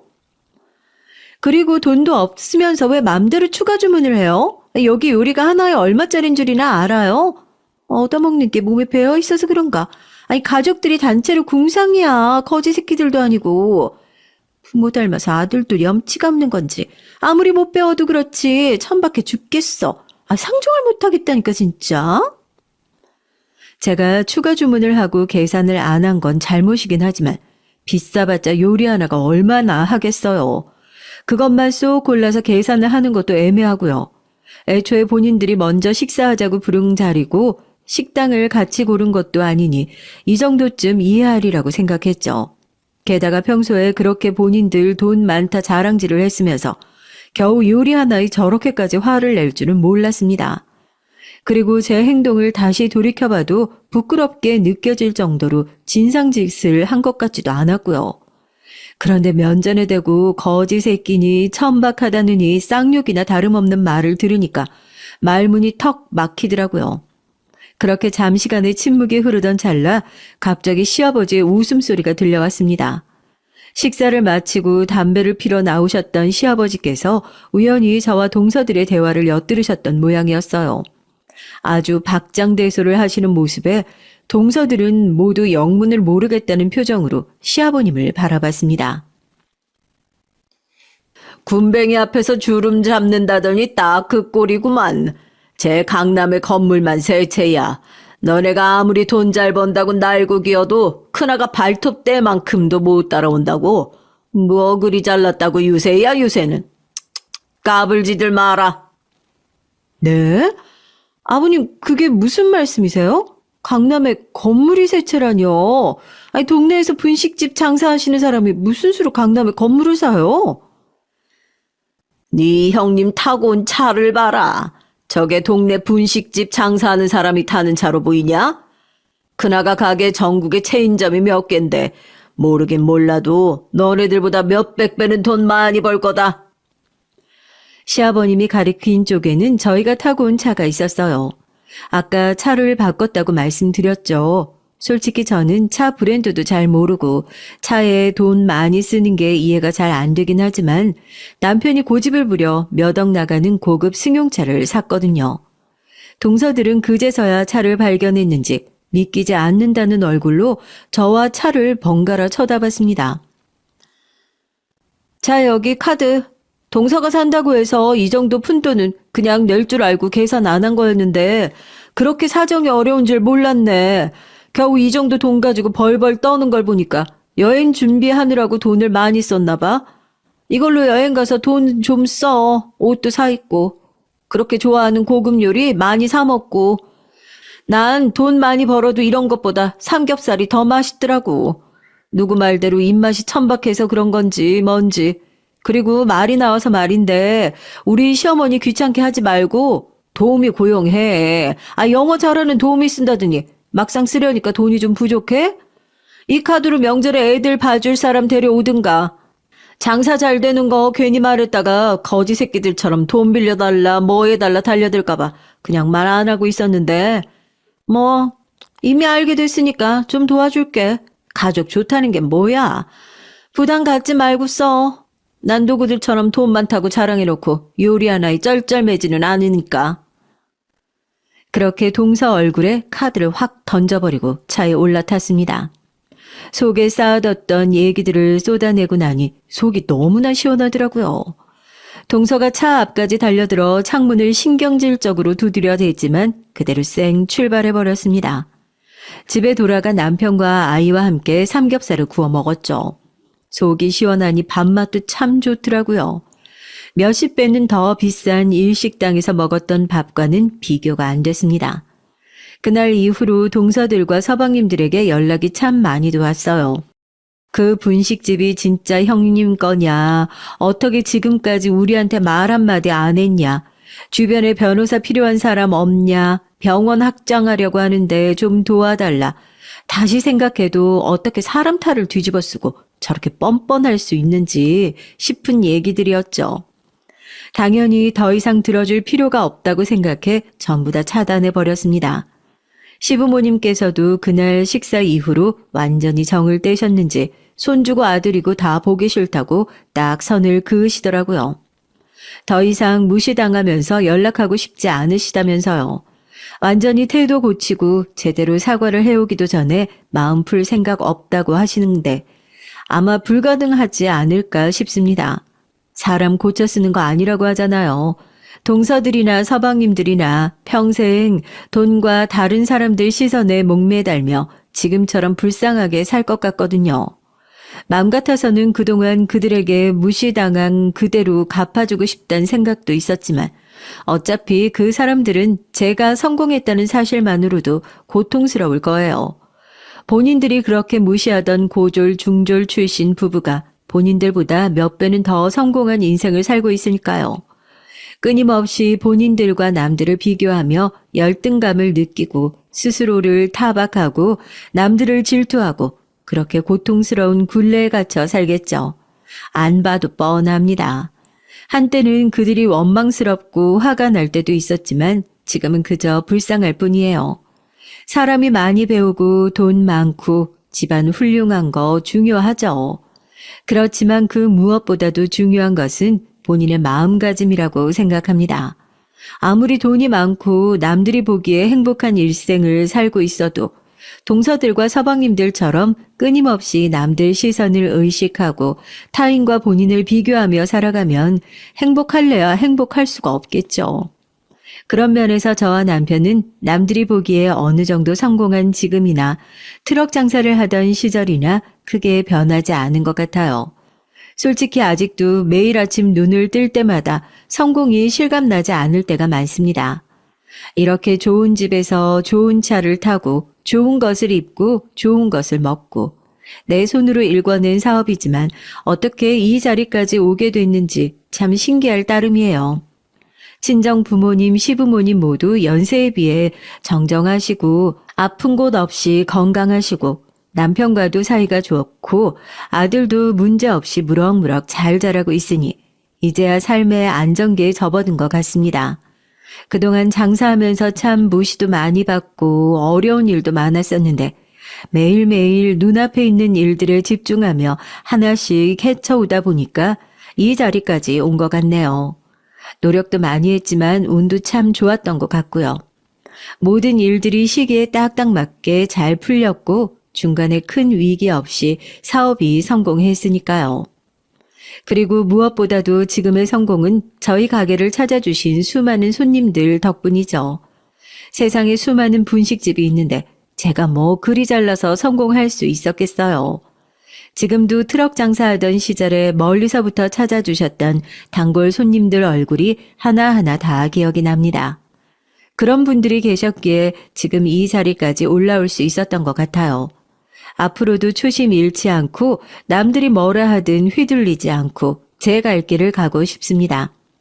이렇게 글을 쓰고 나니까 그동안 살아온 제 인생을 되돌아보는 것 같아서 허심탄회한 기분이네요. 남부럽지 않게 살아오려고 노력했고 앞으로도 그럴 겁니다. 지금껏 앞만 보고 달려왔는데 이제는 한풀 접고 좀 천천히 살아보려고 해요. 부모님 모시고 좋은 곳도 다니고 아들이 더 커서 독립하기 전에 시간도 같이 많이 보내고요. 장사에 너무 집중하느라 제 가족들을 돌볼 시간이 많이 없었던 것 같았거든요. 여러분께서도 이제까지 앞만 보고 달려오셨다면 한 번쯤은 마음을 좀 내려놓고 여유를 가져보면 좋을 것 같네요. 지금까지 살아온 인생을 쭉 한번 돌아보시며 마음의 안정을 취한다면 또 어떤 깨달음과 새로운 변화가 있을지 모르잖아요. 긴 얘기 들어주셔서 감사하고 이만 줄이겠습니다. 안녕하세요. 저는 3남매의 아버지입니다. 벌써 환갑이 지난 지 한참이 지났지만 저는 아직도 제가 60대라는 사실에 낯설기만 하네요. 그도 그럴 것이 제가 최근에서야 세월이 이렇게 훌쩍 지나버렸다는 사실을 깨달았습니다. 품 안의 자식이라고 저는 아직도 제 자식들이 책가방 메고 학교에 들어가던 모습이 생생한데 어느새 이렇게 시간이 지났는지 모르겠어요. 저도 젊었을 땐 몰랐습니다. 제가 이렇게 금방 늙은이가 되어버릴 거라곤 말이죠. 제 젊은 시절은 보통의 사람들과 다르면 좀 달랐습니다. 35살의 이른 나이에 사랑하던 아내를 갑작스레 잃고 홀로 3남매를 키웠거든요. 그 세월도 벌써 30년이 다 되어가네요. 9살, 8살, 7살, 아내가 갑작스러운 교통사고로 세상을 떠났을 때 제 아이들의 나이입니다. 저는 그날의 기억이 아주 생생해요. 당시에 저는 조선소에서 일하던 배관공이었습니다. 동네에서 꽤 알아주는 실업계 고등학교에 다니던 저는 뭐든 나중에 도움이 될 만한 자격증이란 자격증은 다 땄어요. 그 덕분에 졸업하기도 전에 조선소에 취직이 됐죠. 용접을 잘하다 보니 자연스레 배관공들 밑에서 보조를 했습니다. 그런데 배관이라는 게 배우면 배울수록 재밌더라고요. 그래서 저는 조선소에서 일하면서 공부를 병행해 곧바로 배관 기능사 자격증까지 땄습니다. 일찌감치 기술을 배워 일한 덕분에 돈은 금방 모았죠. 그러다 보니 주변에서는 장가를 가라고 난리였습니다. 그때까지만 해도 조선업이 워낙 성업일 때라 여자를 소개시켜주겠다는 맞선자리가 줄을 섰어요. 이렇게 말하면 아내가 하늘나라에서 서운해할 수도 있지만 사실 저는 총각 시절 맞선을 정말 많이 봤거든요. 못해도 100번은 넘게 봤을 거예요. 하루라도 빨리 장가가고 싶은 마음에 들어오는 대로 선을 봤지만 영 마음에 드는 여자를 찾지 못했습니다. 그런데 제 아내를 본 순간 저는 한눈에 뿅 가고 말았죠. 아내가 다방을 걸어 들어오는데 아내의 뒤로 후광이 보이더라고요. 그 순간 저는 아내를 보자마자 어떻게든 저 여자와 결혼해야겠다 생각뿐이었습니다. 몇 개월 동안 데이트를 하며 저는 쉬지 않고 아내에게 구애를 했어요. 결혼하자고요. 당시에 세상 물정이라고는 모르던 23 꽃다운 나이의 아내는 결국 제게 넘어왔죠. 그렇게 저희는 부부가 됐습니다. 아들, 딸, 아들, 황금 비율로 3남매를 낳은 저희 부부는 금술이 너무 좋았어요. 그러니 연년생으로 셋을 연달아 낳을 수 있었던 거겠지만요. 그때까지만 해도 제 인생은 장밋빛이라고 생각했습니다. 그런데 저희 부부 사이가 너무 좋아 하늘이 질투했던 걸까요? 행복했던 제 인생을 산산조각 내는 사고가 있었습니다. 제 아내는 첫째, 둘째를 학교에 데려다 주고 막내와 함께 집으로 돌아오던 중 교통사고를 당했어요. 아이를 품에 안고 쓰러진 아내는 그 자리에서 사망했고 당시 7살이었던 아들은 그 어린 나이에 갈비뼈가 부러지면서 장기 손상이 심각해 긴급 수술을 받았죠. 한순간 벌어진 사고로 아내 한 사람이 제 인생에서 사라져버리자 제 인생은 180도 달라져 버렸습니다. 지금까지 집안의 가장이자 아버지였던 저는 어머니의 역할까지 완벽하게 해내야만 했어요. 엄마라는 게 집에서 밥이나 차려주고 학교나 보내면 되는 줄 알았는데 막상 제가 해보니 보통 일이 아니었습니다. 하루 24시간이 부족할 정도로 하나부터 10까지 손이 안 가는 곳이 없었죠. 아직 어린 아이들은 매일 엄마를 찾았어요. 특히나 큰 수술을 받은 막내는 매일 밤 엄마를 찾으며 우느라 잠도 제대로 자지를 않았죠. 덕분에 애를 달래느라 저도 한참을 자지 못하고 매일 출근했습니다. 항상 새벽에 출근하고 짧게는 며칠, 길게는 한 달 넘게 출장도 가야 하는 제가 아이 셋을 혼자 키운다는 게 사실 가능한 일이 아니었어요. 저희 부모님이 계시지 않았다면 할 수 없는 일이었죠. 저는 결국 부모님 댁으로 들어가서 살기로 했습니다. 당시에 연세도 많으시고 당뇨로 고생하시던 어머니께서 저와 아이들 때문에 고생 많이 하셨죠. 저를 보며 이래저래 속상하셨을 어머니는 제게 당연하다는 듯 재혼을 권하셨습니다.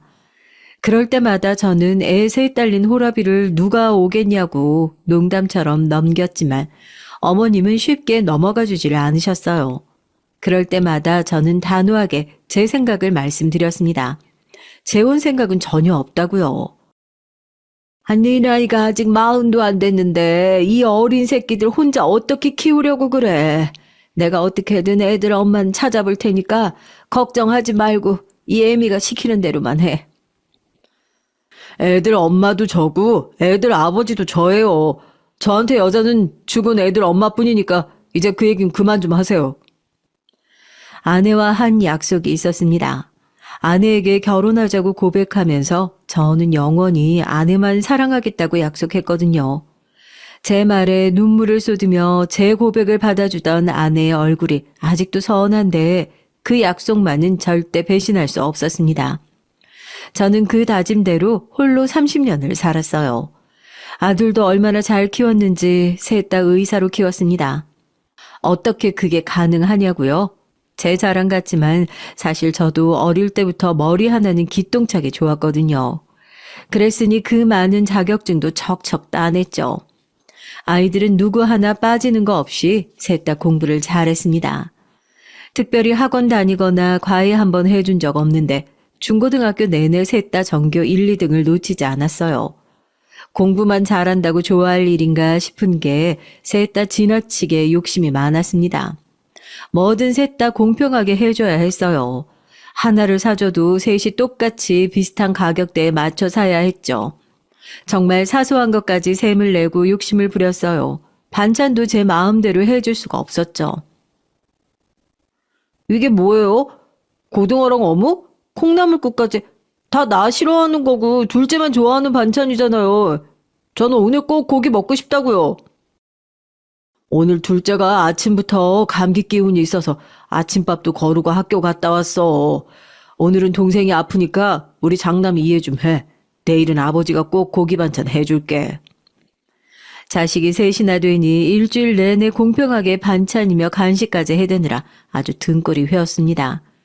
저희 부모님은 어떻게 셋이나 되는 자식들 비위를 다 맞추겠냐. 그러다가 제가 병든다며 걱정하셨지만 전 괜찮았어요.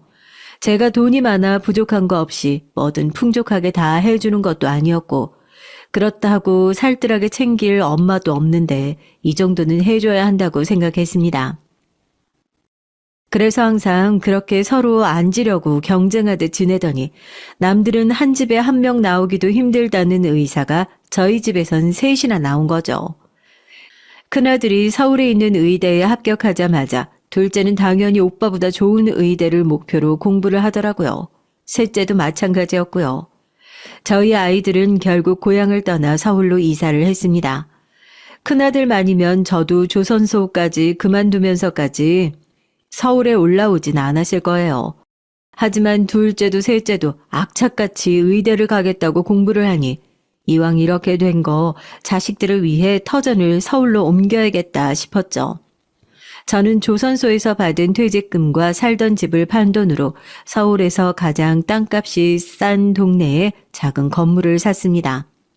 사실 건물이라고 말하기도 민망한 게 작은 평수의 3층짜리였어요. 워낙 오래되고 작은 건물이라 포항에서 살던 집의 절반밖에 되지 않았지만 그래도 건물 앞에 공터도 있고 차 주차하기도 좋아서 제 가게를 내기엔 좋을 것 같아 바로 계약했습니다. 집이 앞으로 열심히 벌어서 늘려가면 되는 거라고 생각하기도 했고요. 1층에는 제 가게를 내고 2층은 세를 주고 저와 아이들은 3층에서 살았죠. 생각보다 서울살이는 쉽지 않았습니다. 평생 바닷바람 맞으며 살아온 바다 사나이가 도시에서 살아보려니 여간 텃세가 심한 게 아니었어요. 그리고 무엇보다 가장 힘들었던 건 배관공이라는 직업을 무시하는 사람들이었습니다.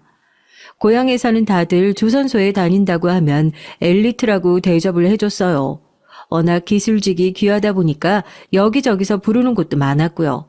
그런데 이 동네에서는 배관공이라고 하면 못 배우고 못 버는 사람 취급을 했죠. 와이셔츠 입고 정장 재킷은 걸치고 다녀야 인정해주는 분위기였습니다. 그래도 어쩌겠어요. 이제 제 사정이 달라졌는데요. 아이들이 어릴 때와는 모든 게 달랐습니다. 의대생인 자식 둘이 고3 수험생 하나. 앞으로 돈 들어갈 일이 천지였죠. 뭐든 돈 되는 일이라면 다 했습니다. 패기 있게 가게를 시작하긴 했지만 지금처럼 인터넷이 활발할 때가 아니었으니 보통 다 동네 장사였죠. 큰 일거리라고 해봐야 건물 배관공사 혹은 수리가 다였어요. 동네 사람들 상대로 하는 장사다 보니 별의별 일이 다 있었습니다. 배관 고쳐달라고 저를 불러놓고는 말도 안 되는 것까지 시켰죠. 돈도 안 주면서 형광등 갈아달라는 건 보통이었고 벽지를 건네며 제게 벽지까지 발라달라는 사람까지 있었어요. 사모님, 제가 변기 배관만 확인하러 온 거라서요. 도배는 제 분야가 아니어서 해드릴 수가 없어요. 아니 아저씨, 이게 뭐 어려운 거라고 그래요? 아니 내가 이 동네에서만 30년 산 사람인데 이 동네에서 장사하려면 나랑 친하게 지내서 나쁠 거 없어요. 사실 도배도 배운 적이 있어서 제게 어려운 일은 아닙니다. 하지만 배관공사만 해도 반나절은 넘게 해야 하는 일인데 비용도 받지 못하는 도배일까지 해준다는 건 쉬운 일이 아니었어요. 그리고 그뿐만이 아니었습니다. 일이 잘 마무리돼도 제값 받기가 여간 힘든 게 아니었죠. 아니 지금은 물이 잘 내려가긴 하는데 혹시나 또 막히면 아저씨한테 전화할 테니까 추가 비용 받지 말고 AS 확실히 해주셔야 돼요. 문제 있으면 언제든지 전화 주세요. 제가 출장비 저렴하게 해드릴게요. 사실 기술직이라는 게 부품 가격이야 남는 거라고는 없고 출장비로 먹고 사는 일입니다. 제 기술과 시간을 파는 일이니까요. 그런데 다들 한 동네 사는 사람들이다 보니 제값 주고 일을 시킬 생각이 애초에 없었죠. 한 동네 이웃끼리 뭘 그렇게까지 다 받냐는 식이었습니다. 출장비요? 아이고, AS는 출장비 안 받고 해주는 거죠. 동네 장사 그렇게 하시면 안 돼요. 그리고 나가면서 이 쓰레기 좀 건물 앞에 버려주고 가요. 제가요? 아니 나가는 길에 버리기만 하면 되는데 아저씨는 왜 그렇게 말이 많아요? 일을 마치고 나가는 길에 음식물 쓰레기에 재활용까지 버려달라고 하는 건 허다했고 어떨 때는 일을 다 시켜놓고 현금이 없다며 말도 안 되는 가격으로 깎는 경우도 많았습니다. 요즘처럼 핸드폰으로 1초만 입금할 수 있는 시대가 와서 얼마나 다행인 줄 몰라요. 언제부터는 아예 배관 공사뿐만이 아니라 제가 할 수 있는 일은 다 했습니다. 아예 가게를 철물점처럼 차려놓고 도배니 용접이니 돈 되는 일이라면 다 했죠. 가게 앞에 전화번호를 걸어놓고 하루 24시간 내내 전화만 오면 바로 달려가 굳은 일도 마다 않고 열심히 했습니다. 제가 쉬지 않고 일하는 이유는 당연히 딱 하나였죠. 자식들 생각해서 무슨 일이 있어도 꾹 참았습니다. 우리 장한 의대생 3남매 키우느라고요. 의대 학비가 얼마나 비싼 줄 아시죠? 연 등록금이 한 명당 1,000만 원 가까이예요. 셋 다 의사 만드는 데만 1억이 우습게 들어갔습니다. 저는 그 돈 하나도 아깝지 않았어요. 애들 공부하는 거에 비하면 사실 제가 하는 일은 일도 아니었죠. 매일 병원에서 먹고 자느라 씻을 시간도 없어서 항상 머리는 거푸집을 하고 다니는 모습만 봐도 안쓰러웠고, 쉬는 날 집에 와서도 공부하느라 잠도 제대로 못 자는 모습 보면 가슴이 미어졌습니다. 그러던 어느 날이었습니다. 집에 큰일이 또 한 번 생겼어요. 제게는 남동생이 하나 있습니다. 하나밖에 없는 동생이었지만 부모님 돌아가시고 몇 년 동안 아예 연락도 끊고 왕래도 안 하고 지냈어요. 제 사정을 모르는 사람들은 부모님이 돌아가셨어도 형제는 형제인데 형이 동생을 챙겨야지 그러면 되겠냐고 하실 수도 있지만 저는 동생 면상도 보고 싶지 않았습니다. 제 동생이지만 사람 같지 않아 아예 상종하고 싶지 않았거든요. 그런데 그런 동생이 어떻게 알고 서울 제 가게까지 찾아왔더군요. 동생은 어릴 때부터 사고뭉치였습니다. 이웃에 사시는 어른들 말씀으로는 제 동생이 집집마다 안 깨트린 장독대가 없을 정도라고 할 정도로 동네에서는 유명한 사고뭉치였죠. 자라면서도 공부할 생각은 안 하고 매일 불량한 친구들이랑 어울려 다니기만 했어요. 부모님은 걱정이 이만저만 아니셨습니다. 제가 기술 배워 조선소에서 일하는 동안 동생은 군대를 다녀왔는데 제대한 지 한참 지나서도 일자리를 구하지 못해 여기저기 기웃거리기만 했죠. 그런데 원체 불량한 인간들하고만 어울려 다니던 버릇을 못 버리고는 어디서 깡패 같은 녀석들과 어울려 다니더니 결국은 직업 한 번 가진 적 없이 사고만 치고 다녔습니다. 경찰서에서도 여러 번 연락이 와서 제가 빼온 게 한두 번이 아니었죠. 저도 아내 죽고 아이들 키우느라 정신이 없어서 동생은 신경 쓸 겨를도 없었어요. 사실 괜히 신경 써봐야 챙겨야 할 일만 하나 더 늘어나는 격이니 일부러 모른 척하고 살았죠. 어머님이 돌아가셨을 때 동생 녀석은 연락도 안 됐고요. 그리고는 아예 장례식장에 코빼기도 보이지 않았습니다. 아버지가 돌아가셨을 때에는 아예 연락도 안 했는데 어떻게 알고 장례식장에 나타났더라고요. 그러고는 아버지의 영정사진 앞에서 쓰러질 듯이 울어대길래 이제야 정신 좀 차렸나 싶었습니다. 그런데 사람이라는 게 그렇게 쉽게 변하는 게 아니더군요. 조문객들 다 보내고 저와 마주 앉아 소주 한잔 하는데 한다는 소리가 아주 가관이었습니다. 저는 집도 있고 직장도 빵빵하니 아버지 집이랑 땅을 자신에게 넘기라고 하더군요.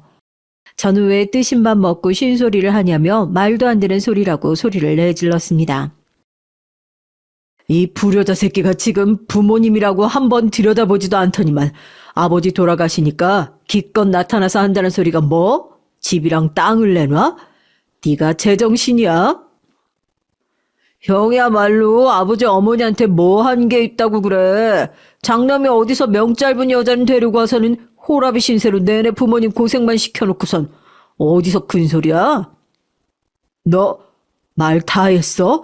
형수더러 뭐라고? 명 짧은 여자? 형수는 무슨 애만 줄줄이 낳아놓고 뒤진 여자 뭐가 좋다고 편을 드냐? 그리고 내가 말을 안 해서 그렇지 엄마도 형 때문에 돌아가신 거 아니야. 엄마 연세에 형네 애들 셋이나 키우느라고 골병 들어서 죽은 거 아니냐고. 동생은 말도 안 되는 꼬투리를 잡더니만 자신은 부모한테 받은 것도 없으니 재산이라도 받아야겠다며 생떼를 부렸습니다. 저는 너무 화가 나서 그 자리에서 장례식장 상을 뒤집어 버렸어요. 그리고 썩 꺼지라고 다시는 제 눈앞에 나타나지 말라고 소리를 질렀죠. 네가 받은 게 없기는 뭐가 없어. 네가 사고 칠 때마다 나랑 부모님이 뒷수습하고 다니느라 얼마나 고생했는 줄 알아? 그때 장례식장 구석에서 잠을 자던 막내 아들이 제 큰 소리에 놀라 잠에서 깨서 울었어요. 저는 놀라 우는 아들을 달래며 방으로 들어가 버렸습니다. 그런데 그 사이 이 동생이라는 새끼가 부주금으로 들어온 돈을 다 가지고 도망을 가버렸더라고요. 이건 동생 새끼가 아니라 아주 도둑놈 새끼였죠. 저희 집 사정을 아는 동네 사람들은 다들 경찰에 신고하라고 어디 그런 자식 새끼가 있냐고 했지만 저는 신고하지 않았습니다. 지금까지 사고란 사고는 다 치고 다녀서 동네에서도 워낙 소문이 나서 어디 가도 사람 취급 못 받고 사는 놈이었어요. 이제 뒤에서 도와줄 부모님도 안 계신데 그 돈 먹고 떨어지라는 심정으로 그냥 보내줬습니다. 사실 저도 부모님 다 돌아가시고 혼자 자식들 키우느라 그런 놈까지 신경 쓸 겨를이 없기도 했고요. 그런데 그런 녀석이 갑자기 제 앞에 나타난 것이었어요. 그때가 둘째 딸이 의대에 막 입학한 지 얼마 되지 않았을 때였으니 거의 10년 만에 만나는 거였죠. 동생은 아무 일도 없다는 듯이 이제와 제게 기술을 가르쳐 달라고 하더군요. 저는 절대 그럴 일 없다고 다시는 찾아오지 말라고 내쫓아 버렸습니다. 그런데 그 다음 날부터 집 근처 찜질방에서 먹고 자면서 내내 저를 찾아오더군요. 형, 내가 그때는 너무 철이 없었어. 내가 잘못했어. 나도 조금 있으면 50이야. 지금까지 산전수전 다 겪으면서 고생이랑 고생 다 했는데 힘들 때마다 형 생각만 나더라. 나 정말 지금부터라도 정신 차리고 잘 살고 싶어. 그러니까 형이 제발 나 한 번만 좀 믿어줘. 여러분이라면 어떻게 하시겠어요? 동생을 믿을 수 있으신가요? 저는 고민에 빠졌습니다. 그리고 동생 말이 자꾸만 머릿속에 맴돌았죠. 자신도 조금 있으면 50이라는 말이요. 핏줄이라는 게 이런 건가 봐요. 50이 될 때까지 장가도 못 가고 변변한 일자리 하나 없이 떠돌이 신세를 지낸다는 게 마음이 아팠습니다. 저는 결국 동생을 받아줬어요. 지금 와 생각하면 제 인생에서 가장 큰 실수라면 실수였죠. 그 일로 자식들에게 듣지 않아도 될 원망까지 듣게 됐으니까요. 그래도 고향을 떠나와 외지 생활에 매일매일 지쳐갈 때였는데 그래도 곁에 동생이 함께 있어주니 저도 나름 원동력이 되긴 하더군요. 그리고 동생도 처음 약속했던 것처럼 정말 성실하게 제게 일을 배웠습니다. 하지만 자식들 생각은 좀 달랐죠. 저와 삼남매만 살아도 좁은 집에 갑자기 동생까지 들어와 살다 보니 아이들은 많이 불편했나 봐요. 삼촌 언제까지 우리 집에 계시는 거예요? 설마 이대로 저희랑 계속 같이 사시는 건 아니죠? 큰아들이 불편할 만했습니다.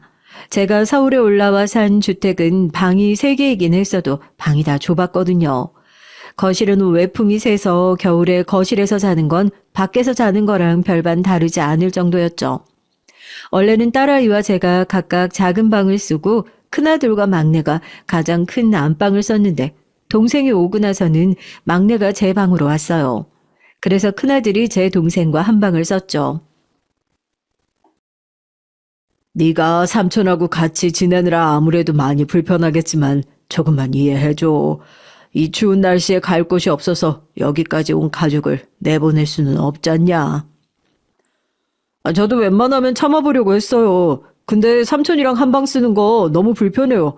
무엇보다 아버지 혼자 벌어서 저희 4식구 살기도 빠듯한데 삼촌까지 어떻게 하시려고 그래요? 우리 아들 아버지 못 믿어? 아버지도 빠듯하잖아. 너희 셋 다 장가 보내고 시집 보낼 때까지 열심히 일할 거니까 걱정하지 말고 얼른 들어가서 쉬어. 공부하느라 힘들었을 텐데. 빠듯하지 않다고요? 남의 집 화장실 배관이나 고쳐서 어느 세월에 저희 새 시집 장가를 다 보내요. 정말 아버지 혼자 다 감당하실 수 있으세요? 큰아들은 10년 전 제 동생에 대한 기억이 그대로 있었으니 제 동생을 믿지 못했습니다. 거기다가 제가 하는 일에 대해서도 불만이 많았죠. 어릴 때만 해도 제가 배관이니 전기니 척척 고치는 모습을 보고는 멋지다 대단하다 하더니만 이제 좀 컸다고 아버지가 남의 집 배관이나 고치는 게 창피한가 보더군요. 그때였습니다. 안 그래도 속상해 죽겠는데 동생이 하나 더 보태더라고요. 형은 다 큰 자식들을 의대까지 보냈으면 됐지 뭘 아직도 그렇게 자식들 걱정을 해요? 의사면 돈도 많이 벌 텐데 자기들이 알아서 시집장가 가겠지. 동생은 참 눈치가 없었어요. 뻔히 애들이 안 좋아하는 걸 알면서도 조심성 없이 꼭 미운 소리를 해댔죠.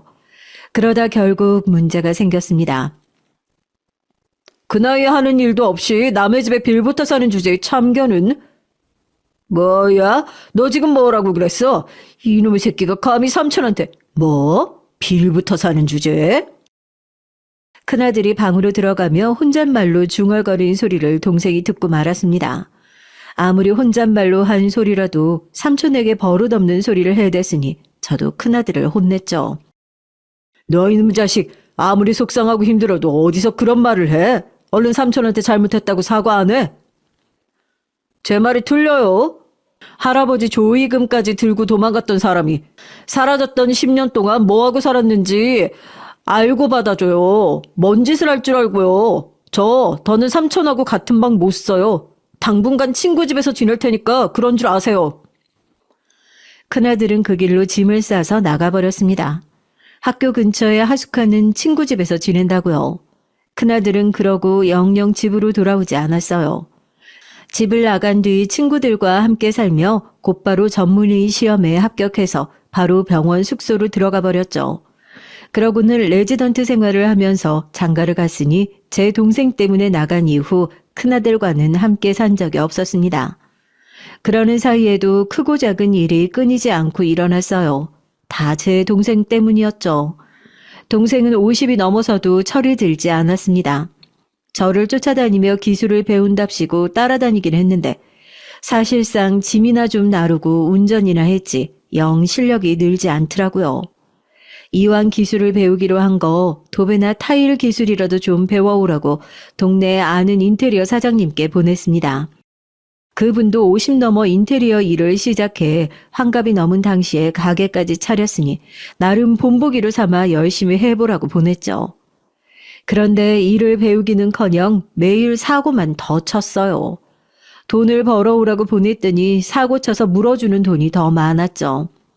인테리어 사장님 말이 제 동생은 애초에 일머리가 없는 사람이래요. 젊을 때 제대로 일 한번 해본 적이 없는지 말귀도 잘 못 알아먹고 사람 상대할 줄도 모른다고요. 결국은 거기서도 잘려서 다시 하는 일 없이 집에서 빈둥거렸습니다. 어지간히 꼴보기 싫더군요. 그런데 하필이면 그때 동생이 대형 사고를 쳤습니다. 개가 똥을 어떻게 끊겠어요. 언제부터였는지는 모르는 사이에 동생은 하라는 일은 안 하고 동네 게임장을 드나들었나 보더라고요. 거기서 어울려 다니던 사람들한테 돈을 자꾸 빌리다 보니 사기꾼들 눈에 든 거죠. 머리는 나빠 보이고 가진 것도 없어 보이니 사기꾼들이 제 동생을 이용한 겁니다. 어느 날 경찰이 집에 찾아왔더라고요. 동생이 도박장을 개설하고 운영했다면서 조사할 것이 있으니 동행해야 한다고요.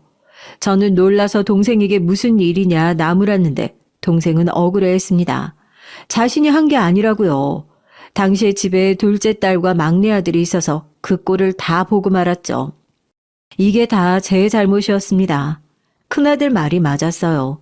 그때 큰아들이 아니라 제 동생 새끼를 내보냈어야 했는데 핏줄이 뭐라고 제가 실수를 했죠.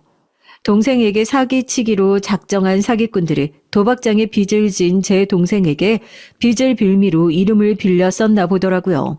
그러고는 동생에게 잘못을 다 뒤집어 씌우고 도망간 거죠. 불법 도박장은 개설만 해도 5년 이하 징역에 벌금이 몇 천만 원이라네요. 동생은 이렇게 큰 잘못을 저질러 놓고도 자기 잘못이 아니라고 억울해하고만 있었습니다. 저는 곧바로 변호사를 찾아갔죠.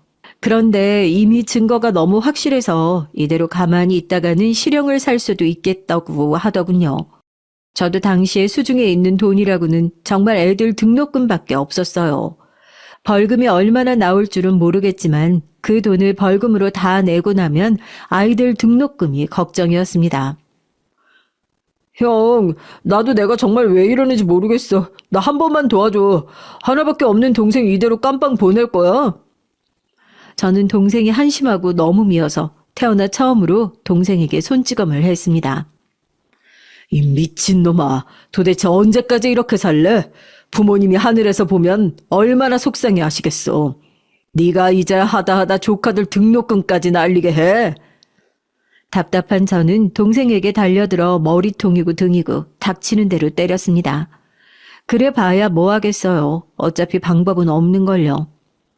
저는 결국 자식들에게 있는 그대로 말을 했죠. 아무리 미워도 삼촌을 전과자로 만들 수는 없으니 이번 학기만 학자금 대출을 좀 알아보자고요. 둘째 딸과 막내는 노발대발 난리가 났습니다. 이럴 줄 알았다면서요. 아버지는 도대체 왜 그래? 할머니도 할아버지도 포기한 삼촌을 아버지가 어떻게 바꾸겠다고 데리고 살다가 이 지경을 만드냐고. 공부하기도 힘들어 죽겠는데 이제 나더러 등록금 걱정까지 하라는 거야? 너희는 걱정할 필요 하나도 없어. 아버지가 다 알아서 할 테니까 너희는 공부만 해. 집안 꼴이 이 지경인데 무슨 공부를 해? 누나나 형 공부할 때는 안 그러더니 나 이제 본과 들어가는데 불안하게 자꾸 이래야겠어? 안 그래도 공부하느라 매일 힘들어하는 애들에게 민폐를 끼쳤으니 저는 어떻게든 제가 해결하겠다고 했습니다. 지금 생각해보면 그러지 말았어야 했어요. 부모라고 등록금이고 뭐고 다 내주는 게 당연한 게 아닌데 저는 지금까지 그게 당연하다고 생각하며 제가 무리해서라도 자식들 일이라면 뭐든 해주려고 아등바등 살았던 거죠. 자식들 마음을 이해 못하는 건 당연히 아니었습니다. 하지만 돈이야 빌려서라도 어떻게 해결하면 되지만 50 넘은 동생을 제 손으로 감옥에 보낼 수는 없었잖아요. 저는 우선 동생 일을 해결했습니다. 그리고 건물 담보로 대출은 받아 급한 불부터 껐죠. 그런데 그게 또 화근이 돼서 큰아들이 난리를 치더군요. 저 와이프랑 병원 나와서 개업할 거라고 건물 담보로 대출 좀 해달라고 할 때는 모르는 척 하시고는 삼촌이 사고 치니까 바로 대출 받으셨다면서요? 그렇게 말하면 안 되지.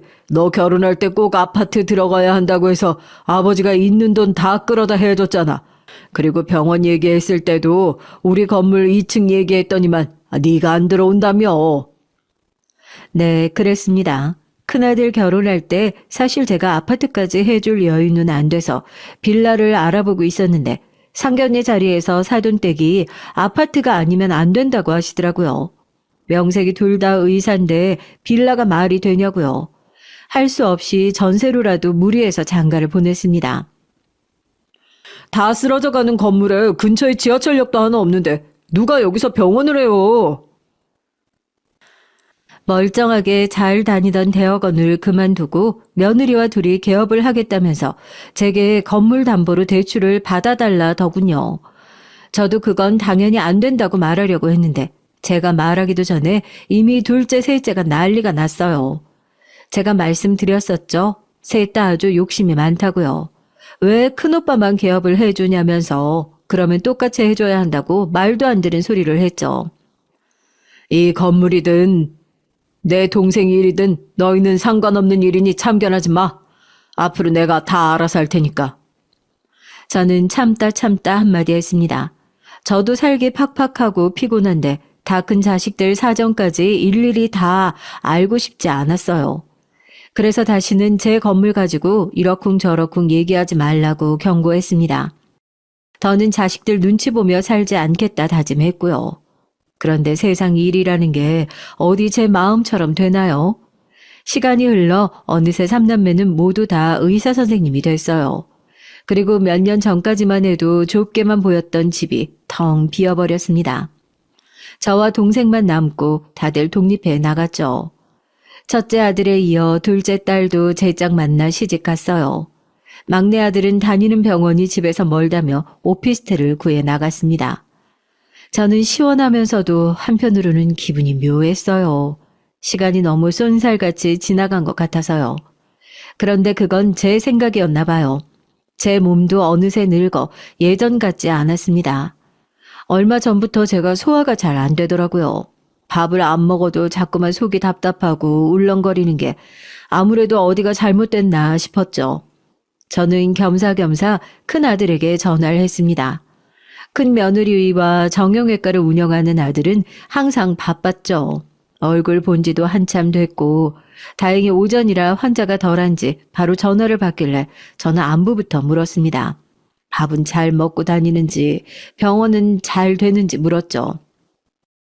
병원이 잘 되면 뭐래요. 임대료에 인건비에 다 나가고 나면 대학병원 다닐 때보다 더 벌지도 못하는데. 저는 아들의 하소연에 원래 자기 가게 하는 게 더 힘들다. 남의 밑에서 월급 받을 때가 더 편한 거라며 농담식으로 말했습니다.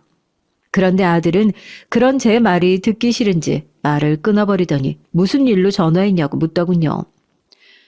내가 요즘 소화가 영 안 돼. 뭔 검사를 하긴 해야겠다 싶어서 우리 장남한테 물어보려고 전화했지. 그래서 제가 검진 꼬박꼬박 받으시라고 말씀드렸잖아요. 둘째가 다니는 병원에서 건강검진 하니까 걔한테 전화해보세요.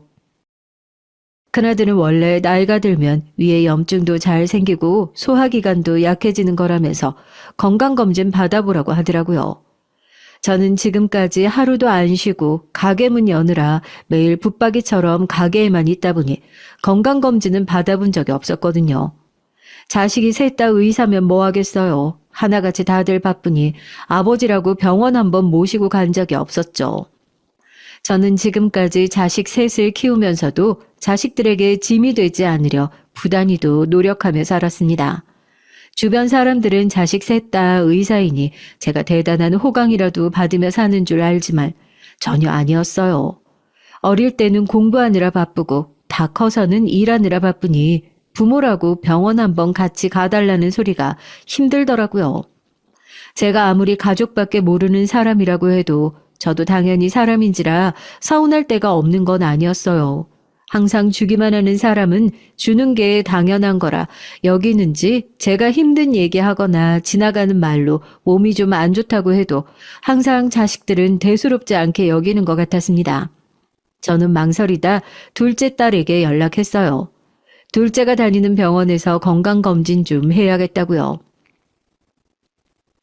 내시경 하시면 정신도 없는데 뭐하러 이 멀리까지 와요? 가까운 동네 병원에 예약해 드릴 테니까 그 동네에서 받으세요. 나도 가까운 데서 받으면 좋지. 근데 내시경 하려면 보호자가 있어야 하고 비용도 많이 드는데 너희 병원에서 하면 가격도 저렴하고 좋잖아. 거기다가 네가 옆에 있으니까 아버지도 마음 편하고. 비용이든 보호자든 사실 제게 그런 게 문제는 아니었습니다. 제가 돈이 없어서 검사를 못 받는 것도 아니고 보호자도 동생 데리고 가면 돼요. 하지만 저도 한 번은 자식들이 제 보호자가 되어 저를 좀 챙겨줬으면 하는 마음이 들더라고요. 다른 부모들처럼 말이죠. 그런데 자식들은 제가 걱정되지도 않나 봅니다. 매사에 자기들 일이 먼저였죠. 아버지, 저 외과 의사예요. 아버지 검사 받으러 오셔도 수술 들어가면 바빠서 가보지도 못하는데 뭐로 여기까지 와요? 제가 아는 병원에 예약해 드릴 테니까 돈 걱정 말고 삼촌이랑 같이 가세요. 제가 마음이 약해지기는 약해졌는지 별거 아닌 말에도 마음이 안 좋고 서운하더라고요. 저는 그럼 그냥 나중에 받겠다고 했어요. 자식이 셋이나 있는데 환갑이 다 된 동생을 보호자로 데리고 가는 것도 영 내키지 않았고요. 젊은 날 고생은 좀 했어도 자식들이 결혼까지 하고 나면 제 인생에도 다시 봄날이 찾아올 거라 기대했습니다. 그런데 그게 다 저 혼자만의 착각이더라고요. 자기들 필요할 때만 아버지, 제가 늙고 힘 떨어지니 이제는 제가 귀찮은 거였죠. 이제 제 나이도 칠순을 바라보고 있습니다. 지난 30년을 돌아보니 저는 자식들에게 할 만큼 충분히 다 했다고 생각해요. 하지만 자식들은 그런 제 마음을 몰라주는 것 같습니다. 이제 더는 그렇게 살면 안 되겠다 싶었죠. 지금까지 제대로 쉬어본 적 없는 제게 즐거운 노년을 선물하자 마음먹었습니다. 그래서 혼자 여행도 다녀보고 잠도 한번 늘어지게 잡아야겠다 싶었죠. 그러던 어느 날이었습니다. 아내 제삿날이 가까워져서 아이들에게 연락을 했어요. 그런데 어쩜 셋 다 전화를 안 받더군요. 처음엔 병원 일이 워낙 바쁘니 한가해지면 전화하겠지 싶어 전화를 내내 기다렸죠. 그런데 제 기대가 너무 컸던 걸까요? 아이들은 누구 하나 아내의 제사에 관심이 없는 것 같았습니다. 이게 다 제 잘못이에요. 제가 지금까지 애들을 너무 오냐오냐 키운 탓이죠. 저도 더는 참을 수 없었습니다. 지금까지 차곡차곡 쌓여있던 화가 끓어오르더라고요. 이미 늦었을지도 모르지만 지금이라도 바로잡아야 한다고 생각했습니다. 지금 와 생각하면 자식들에게 눈치 아닌 눈치를 봤던 것 같아요. 엄마 없이 자라느라 힘들었을 아이들에게 제가 싫은 소리까지 하면 안 된다고 생각했거든요. 그래서 잔소리 한번 제대로 한 적이 없었죠. 괜히 제삿날이라고 바쁜 아이들더러 와서 음식 준비 같이 하자는 말도 못하고 남들은 다 모이는 명절에도 다 같이 모여 밥 한번 먹자고 말도 못했죠. 하지만 이번만큼은 그냥 넘어가지 않겠다 굳게 마음을 먹었습니다. 그래서 제가 단호하게 말했어요. 이번 제사는 누구 하나 빠지는 것 없이 다 모이라고요. 그런데 제 말에도 자식들은 말이 많았습니다. 수술이 있네, 환자가 많네라면서 안 된다는 식이었죠. 저는 그 얘기를 듣는데 더 화가 났어요. 1년에 딱 하루인데 자식이라는 놈들이 어떻게 매년 자기들 어머니 제삿날도 모르나 싶어서요. 저는 욱해서 질러버렸습니다. 그딴 핑계는 다 개나 주라고요. 이젠 아버지도 늙어서 너희 엄마 제사 더는 혼자 못 지내겠다. 올해부터는 너희가 한 사람씩 돌아가면서 지내. 이번엔 큰아들 먼저 알아서 준비해. 내가 날짜 맞춰서 너희 삼촌이랑 갈 테니까. 이번 제사에 안 오는 놈은 자식으로 인정도 안 하고 호적에서도 파버릴 거라고 제가 아주 강력하게 말했습니다. 제가 처음으로 말도 안 되는 억지를 부리며 화를 낸 덕분일까요? 웬일로 자식들이 큰아들네 다 모였더군요. 며느리랑 아들이 대충 음식도 준비하긴 한 것 같았죠. 저는 물색 없이 아이들 얼굴을 보니 또 좋았습니다. 이렇게 다 모이기만 해도 행복했어요. 그런데 자식들은 아닌가 보더군요.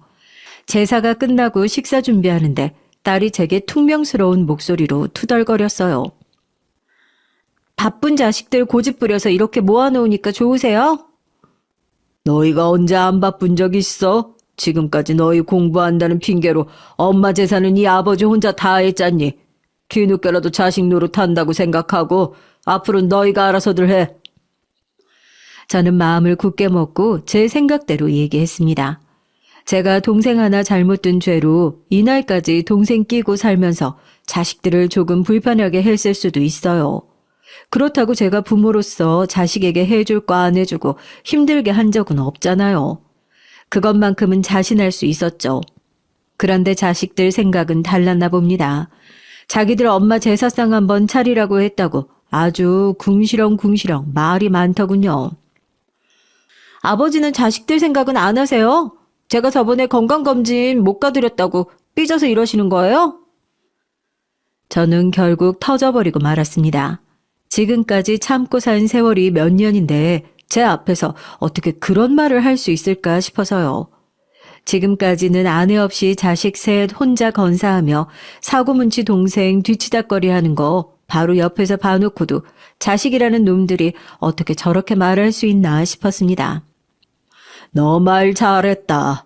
그럼 이 아버지가 매일 네 병원에 가는 것도 아니고 딱 하루 가서 검사 좀 하겠다는데 그 잘난 수술 핑계 대면서 못 오게 하는 게 말이나 되냐? 다 네가 귀찮아서 그러는 거잖아. 아버지가 모를 것 같아? 제 말에 둘째 딸만이 아니라 다른 자식들까지 합세해서 저를 몰아붙이더군요. 아버지, 이제 와서 이러시는 거 너무 웃기지 않으세요? 우리한테 해준 게 뭐가 있다고 그러세요? 뭐야? 내가 왜 해준 게 없어? 지금 네가 사는 이 집 내가 해준 게 아니면 누가 해준 건데? 결혼할 때 해주신 이 집이요? 고작 전세해 주시고 지금 생색내시는 거예요? 뭐야? 나는 먹고 살기 힘들어도 너 생각해서 기껏 무리해서 해줬더니만 뭐 생색? 내가 지금까지 네 놈한테 해준 거 다 생색 좀 내볼까? 그렇게 생색내고 싶으시면 제발 그 건물 좀 파세요. 어차피 나중에 주실 거 장남 힘들 때 좀 도와주시면 좋잖아요. 뭐?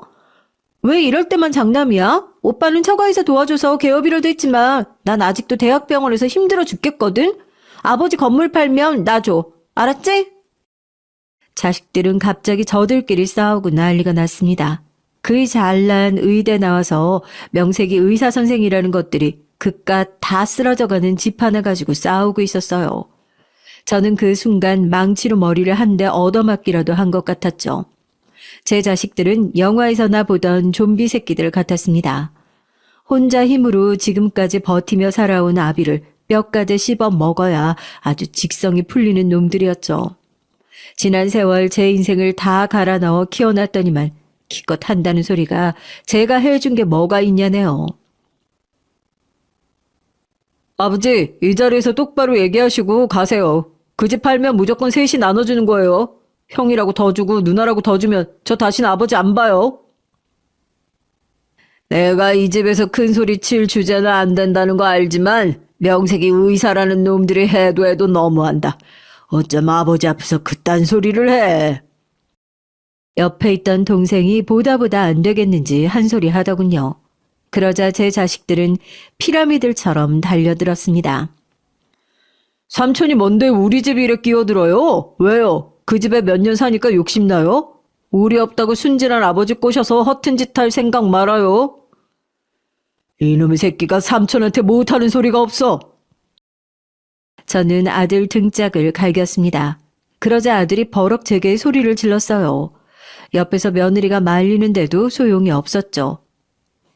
지금 저 사기꾼 같은 인간이 자식보다 중요하다고 감싸는 거예요? 아버지, 도대체 왜 이러세요? 하다 이제 정신줄까지 놓으신 거예요? 아, 그만 가세요. 아내 보기 쪽팔려서 안 되겠어요. 자식이라는 놈이 아버지가 창피하답니다. 이제 나의 저를 정신 나간 노인네 취급을 하더군요. 저와 동생은 쫓겨나듯 아들 집을 나왔습니다. 그런데도 어느 녀석 하나 잡으러 나오는 놈도 없더군요. 그러고 며칠 뒤 저는 놀라운 얘기를 들었습니다. 얼마 전부터 집 앞에 웬 공사를 하길래 무슨 공사인가 싶어서 부동산에 물어보러 갔죠. 그런데 부동산 사장은 오히려 제게 아직도 몰랐냐고 하더군요. 저희 집에서 5분 거리에 지하철역이 생긴다네요. 그래서 아마 건물 가격도 오를 거라고요. 저는 바로 이게 제게 주어진 마지막 기회라는 생각이 들었습니다. 지금부터라도 진짜 제 인생을 살아보기로 마음 먹었죠. 저는 며칠 뒤 가게 문을 닫고 고향 포항으로 내려갔습니다. 서울에 올라온 이후 처음으로 셔터를 내리는 저를 보고 동네 사람들은 웬일이냐고 무슨 일 생겼냐고 걱정을 했죠. 저는 당당하게 말했습니다. 앞으로 좀 시끄러워질 테니까 이해 좀 해달라고요. 동네 사람들은 도대체 무슨 소리냐며 의아해했지만 제 계획은 확실했습니다. 사실 제가 부동산에 이것저것 알아보러 간 것도 얼마 전 포항에 사는 친구 녀석에게 연락이 와서였어요. 저희 부모님 선산 주변으로 관심이 있다는 사업가가 찾아왔는데 제게 관심이 있다고요. 어차피 저는 서울살이를 오래 했으니 포항에 내려올 생각이 아니면 가격 후하게 준다고 할 때 팔고 선산을 아예 옮기는 게 낫지 않겠냐고 했습니다. 저는 그 순간에도 자식들 얼굴이 먼저 스쳐 지나갔어요. 선산을 팔아 자식들에게 나눠주면 얼마나 좋을까 싶어서요. 그래서 아내 제삿날 자식들에게 얘기를 하려던 참이었습니다. 돈이 생기면 공평하게 나눠줄 테니 앞으로는 한시름 덮고 살라고요. 그런데 이 괘씸한 놈들이 저를 무시하고 지금까지 제가 희생하며 산 세월을 모욕을 했어요. 이젠 제가 누군지 자식들에게 똑똑히 보여줄 차례였죠. 그 이후 저는 1년 넘게 자식들과 연락하지 않았습니다. 자식들 누구에게도요. 그러고는 동생과 여기저기 새 묘지 자리를 알아보러 다녔습니다. 그리고 마침 집에서 멀지 않은 곳에 좋은 자리가 있어서 그곳으로 부모님 묘를 이장을 했죠. 그리고 포항에 부모님 선산을 포함한 주변 땅을 모두 다 팔았습니다. 주변 시세보다 훨씬 더 비싸게요. 그리고 그 돈으로 제 오래된 건물을 밀어버렸어요. 왜냐고요? 아주 근사하게 새로 건물을 올렸습니다. 사실 아래층만 상가를 주고 저도 그 건물에 살려고 했었는데 건물 짓는 사람들 말이 지하철역도 가깝고 상권이 좋아서 다 임대 주는 게 낫겠다고 하더라고요. 건물을 올리고 남은 돈으로 저와 동생이 둘이 살 정도의 작은 집을 하나 얻었어요. 그리고 5층짜리 상가를 모두 다 임대를 줬고요. 제 건물의 임대 조건은 딱 하나 있었습니다. 병원만 들어올 수 있도록 했죠. 1층 상가에 하나만 약국을 주고 나머지는 다 병원에 세를 줬어요. 소문이라는 게 참 빠르더군요. 상가들이 다 채워진 지 몇 달 되지도 않았는데 큰아들이 어디서 제 소식을 들었는지 찾아왔어요. 둘째랑 막내까지 다 데리고 말이죠. 자식들은 제가 새로 지은 건물을 보고는 놀라서 난리가 났습니다. 아버지, 이게 뭐예요? 저희가 개업 좀 해달라고 할 때는 돈 없다고 모르는 척 하시더니. 웃기지 마. 의대까지 등록금 한 번 밀리는 거 없이 몇십 년을 뒷바라지 해줬으면 고마운 줄 알아야지. 내가 너희 호구냐? 개업까지 해주게. 아버지, 도대체 돈이 어디 있어서 이렇게 큰 건물을 올리셨어요? 저희 모르게 숨겨놓은 재산이라도 있으신 거예요? 설마 지금까지 저희 속이셨어요?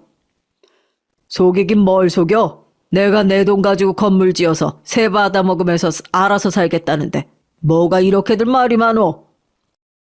지금까지 연락 한 번 없다가 어디서 제가 건물을 올렸다는 소리를 듣고 찾아와서는 한다는 소리가 참으로 어이가 없었죠.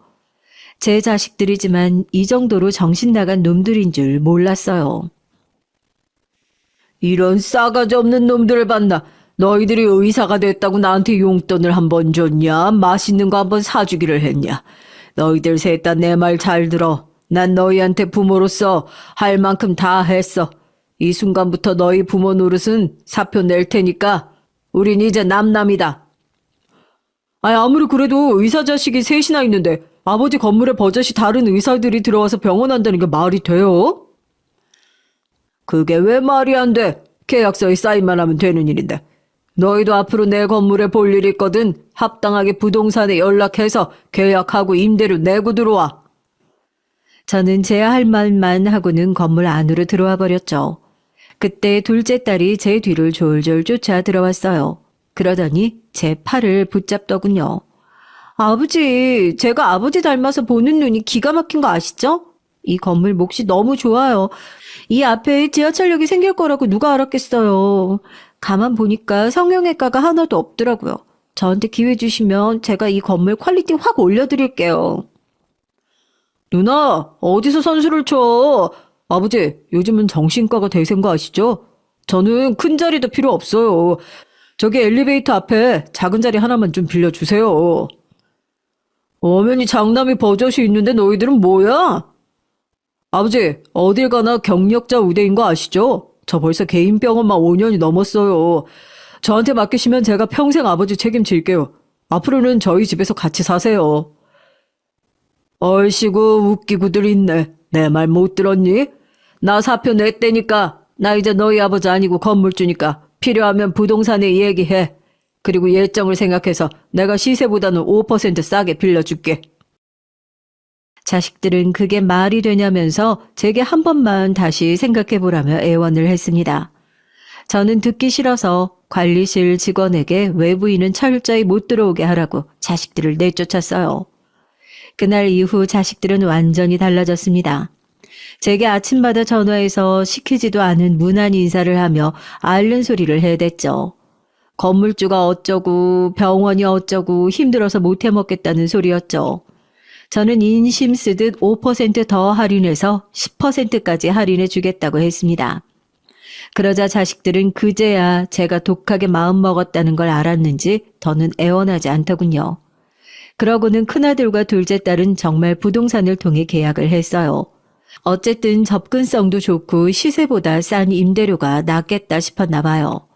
그리고 아무래도 제 곁에 딱 붙어 있어야 콩고물이라도 떨어지겠다 싶었겠죠. 그리고 자식들이 하나 더 놀란 게 있었어요.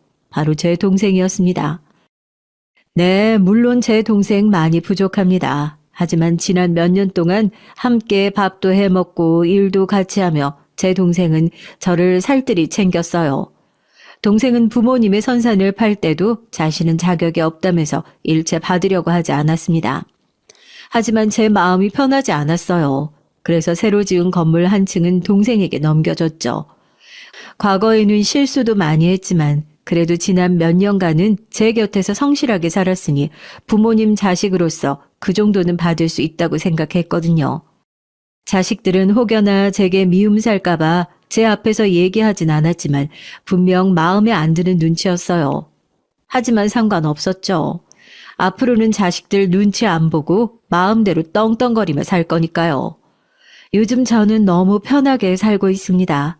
자식들이 돌아가며 반찬까지 해다 주는 건 물론이고 제가 말하지 않아도 건강검진이며 비타민 주사까지 척척 알아서 예약해주고 관리를 해주거든요. 자식들에게 받는 임대료도 생각보다 쏠쏠했습니다. 한편으로는 자식들이 이제와 제 건물을 노리고 여우짓들을 하니 얄밉기도 했지만 앞으로 제가 살아봐야 얼마나 더 살겠어요. 어차피 가지고 있어봐야 죽을 때 가지고 가지도 못하는 건물 자식들에게 나눠주고 가야겠죠. 나중에 하늘에서 아내를 만나면 아내가 자식들을 어떻게 키운 거냐고 제게 뭐라고 하겠지만 그때까지만이라도 지금까지 못해본 왕 노릇 한번 늘어지게 해보고 갈랍니다.